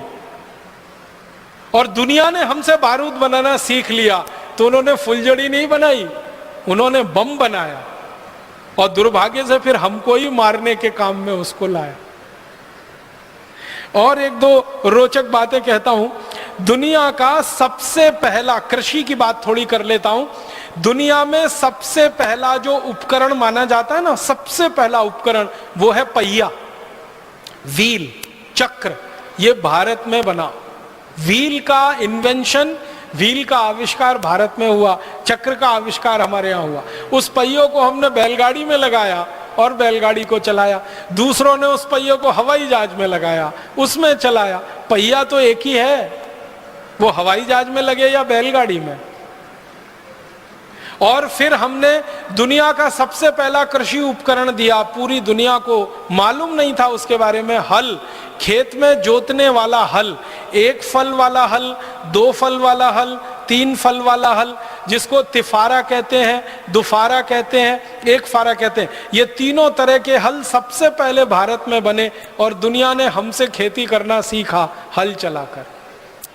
इसी तरह से हंसिया है, हथौड़ा है, बेलचा है, खुरपी है, खुरपा है, पवित्र है, सैकड़ों किस्म के कृषि उपकरण सबसे पहले भारत में बने और सारी दुनिया में यहां से गए, क्योंकि हजारों साल पहले कृषि भारत से शुरू हुई और दूसरों ने फिर हमारी नकल करके कृषि करना शुरू किया। कृषि में बीज बोने की एक खास पद्धति होती है, एक ही लाइन में बीज को बोना। ये सारी विशेष पद्धति मानी जाती है पूरी दुनिया में, ये भारत ने ही दी है। एक लाइन में बीज को बोना, और पूरे खेत में कहीं से भी खड़े होकर देखो, वो लाइन बिल्कुल सीधी दिखाई देगी। उसके लिए उपकरण हमने बनाया जिसको अंग्रेजी में ड्रिल प्लाऊ कहते हैं, वो ड्रिल पवित्र हम लोग कहते हैं, वो सबसे पहले भारत में बना और सारी दुनिया ने उसकी नकल की। आप जानते हैं, आप में से जो किसानी करते हैं, खेती करते हैं, कि धान का बीज पहले रोपा जाता है, फिर पौधा थोड़ा बड़ा होता है, उस पौधे को उखाड़कर दूसरी जगह प्रत्यारोपित किया जाता है। ये जो टेक्निक है वो पूरी दुनिया को भारत ने सिखाई है। धान के बीज को एक जगह बोना, फिर उसको जड़ सहित उखाड़कर दूसरी जगह प्रत्यारोपित कर देना ताकि उत्पादन ज्यादा मिले और खेत का नुकसान सबसे कम हो। यह पूरी दुनिया को भारत ने सिखाया, धान लगाने की यह पद्धति, और सारी दुनिया में धान इसी तरीके से लगाया जाता है। यह हैरानी की बात है, दुनिया के 155 देश धान का उत्पादन करते हैं, भारत की नकल करके इसी पद्धति से वो धान का उत्पादन करते हैं। और एक महत्व की बात कि सारी दुनिया को जानवरों के मल मूत्र से खाद और कीटनाशक बनाना सबसे पहले भारत ने सिखाया। गाय के गोबर से, भैंस के गोबर से, बैल के गोबर से, गाय के मूत्र से, बैल के मूत्र से, भैंस के मूत्र से क्या क्या कीटनाशक बन सकते हैं, कौन कौन सी खाद बन सकती है, ये सारी दुनिया को भारत ने सिखाई। तो कृषि में बहुत कुछ हमने दिया, तकनीकी में हमने बहुत कुछ दिया, विज्ञान में हमने बहुत कुछ दिया, और हम पराविद्या में चले जाएं तो उसमें तो सब कुछ हम ही ने दिया है पूरी दुनिया को। अध्यात्म है, धर्म है, संस्कृति है, सभ्यता है। भारत के बारे में एक रोचक जानकारी मैं देना चाहता हूं आपको कि दुनिया के सारे धर्मों की जड़ भारत में है। सारे धर्मों की जड़ भारत में है।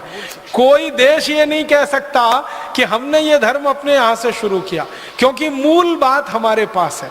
तो सभी धर्मों का प्रादुर्भाव हमारे शिक्षा में से हुआ होगा, हमारी सभ्यता संस्कृति में से हुआ होगा। तो अगर पराविद्या में देखें, अपराविद्या में देखें, प्रचंड भंडार है जो भारत ने दिया है। इतना कुछ भारत ने दुनिया को दिया। तो मैं आपसे बस एक ही निवेदन करना चाहता हूं अंत में कि आप आज के इस व्याख्यान के बाद अपने मन में कभी भी हीनता मत आने दीजिए, लघुता मत आने दीजिए, कोई आत्मग्लानि मत आने दीजिए। अब गर्व से कहिए, गौरव से कहिए कि विमान का आविष्कार हमने किया, बर्फ का आविष्कार हमने किया, स्टील का आविष्कार हमने किया, खगोल शास्त्र का सारा ज्ञान दुनिया को हमने दिया, गणित में नंबर सिस्टम हमने दिया, वर्गमूल दिया, घनमूल दिया, वैदिक गणित के सूत्र दिए। इतना कुछ दुनिया को हमने दे दिया है कि दुनिया हमारा सैकड़ों बार आभार व्यक्त करे तो भी वो कम है, हजारों बार आभार व्यक्त करे तो भी वो कम। हमारे मन से अब ये हीन भावना निकल जानी चाहिए। और आगे का एक कदम जो हमें उठाना है वो ये कि आज का व्याख्यान खाली व्याख्यान मात्र नहीं है। भारत स्वाभिमान की मदद से हमें एक बहुत बड़ा विश्वव्यापी अभियान चलाना है। अपनी खोज को, अपने इन्वेंशंस को दुनिया भर के सामने स्थापित करने के लिए और पुरानी की गई गलती को ठीक करने के लिए जो ऐतिहासिक रूप से भूल हो गई। आप सभी इस अभियान में लगेंगे, मेरा विश्वास है।